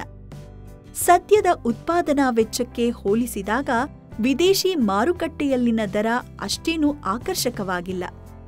ಇಳುವರಿ ಹೆಚ್ಚಿಸಿ ಉತ್ಪಾದನಾ ವೆಚ್ಚ ಕಡಿಮೆ ಮಾಡುವುದು ಇಂದಿನ ಅಗತ್ಯವೆನ್ನಬಹುದು. ಜನವರಿಯ ನಂತರ ಇರಾನ್ ಮತ್ತು ಸ್ಪೇನ್ಗಳಿಂದ ಯುರೋಪ್ ಮಾರುಕಟ್ಟೆಗೆ ಹಣ್ಣು ಬರುವುದು ಕಡಿಮೆಯಾಗುತ್ತದೆ. ಹಾಗಾಗಿ ನಮಗೆ ಫೆಬ್ರವರಿಯಿಂದ ಜುಲೈ ಅವಧಿಯಲ್ಲಿ ರಫ್ತಿಗೆ ಹೆಚ್ಚಿನ ಅವಕಾಶವಿದೆ. ಹಣ್ಣು ಮೇಳಗಳನ್ನು ಆಯೋಜಿಸಿ ಕೆನಡಾ, ಅಮೆರಿಕ ಸಂಯುಕ್ತ ಸಂಸ್ಥಾನ ಮತ್ತು ದಕ್ಷಿಣ ಅಮೆರಿಕಾದ ದೇಶಗಳಲ್ಲಿ ಭಾರತದ ದಾಳಿಂಬೆಯನ್ನು ಜನಪ್ರಿಯಗೊಳಿಸಲು ವಿಪುಲ ಅವಕಾಶಗಳಿವೆ. ಇದಲ್ಲದೆ ಆಗ್ನೇಯ ಏಷ್ಯಾ ದೇಶಗಳು, ಆಸ್ಟ್ರೇಲಿಯಾ, ಜಪಾನ್, ಕೊರಿಯಾ ಮುಂತಾದೆಡೆ ನಮ್ಮ ದಾಳಿಂಬೆಯನ್ನು ಪರಿಚಯಿಸಬೇಕಿದೆ. ಕರ್ನಾಟಕ, ಆಂಧ್ರಪ್ರದೇಶ, ತಮಿಳುನಾಡುಗಳಲ್ಲಿ ದಾಳಿಂಬೆ ರಫ್ತಿಗೆ ಹೆಚ್ಚಿನ ವ್ಯವಸ್ಥೆ ನಿರ್ಮಿಸಿ ಪೂರ್ವದ ಬಂದರುಗಳಿಂದ ವ್ಯವಹಾರ ನಡೆಸಲು ಕ್ರಮ ಕೈಗೊಳ್ಳಬೇಕಿದೆ. ದಾಳಿಂಬೆಗೆ ಸದ್ಯ ನಮ್ಮ ರೈತರು ಕಿಲೋಗ್ರಾಂಗೆ ಸರಾಸರಿ 60 ರಿಂದ 80 ರೂಪಾಯಿ ಪಡೆಯುತ್ತಿದ್ದಾರೆ. ಉತ್ತಮ ಇಳುವರಿ ಬಂದರೆ ಖಂಡಿತ ಇದೊಂದು ಆಕರ್ಷಕ ಆದಾಯ. ಮಾರುಕಟ್ಟೆ ವಿಸ್ತಾರಕ್ಕೆ ಪ್ರಯತ್ನಿಸಿದರೆ ಇದೇ ದರ ಉಳಿಸಿಕೊಂಡು ಇನ್ನೂ ಹಲವು ಪಟ್ಟು ಬೆಳೆ ಕ್ಷೇತ್ರ ವಿಸ್ತರಿಸಬಹುದು. ಇವೆಲ್ಲ ಕೈಗೂಡಬೇಕೆಂದರೆ ಮೊದಲು ರೋಗ ನಿರೋಧಕ ತಳಿ ಅಭಿವೃದ್ಧಿಪಡಿಸಿ ಉತ್ಪಾದನೆ ಮತ್ತು ಉತ್ಪಾದಕತೆ ಹೆಚ್ಚಿಸಬೇಕಿದೆ. ಸದ್ಯೋ ಭವಿಷ್ಯದಲ್ಲಿ ಭಾರತ ದಾಳಿಂಬೆಯ ರಫ್ತಿನಲ್ಲೂ ಪ್ರಥಮ ಸ್ಥಾನ ಪಡೆಯುವುದು ಅಸಾಧ್ಯವೇನಲ್ಲ. ಅತ್ಯಲ್ಪ ನೀರಿನಲ್ಲಿ ಒಣಭೂಮಿಯ ರೈತರಿಗೂ ಲಕ್ಷ ಲಕ್ಷ ಆದಾಯ ತರಬಲ್ಲ ಈ ದಾಳಿಂಬೆ ಇನ್ನಷ್ಟು ಅಭಿವೃದ್ಧಿಗೊಂಡು ರೈತರ ಕಿಸೆ ತುಂಬಿ ಬಾಳು ಬೆಳಗಲಿ ಎಂದು ಆಶಿಸೋಣ. ನಮಸ್ಕಾರ.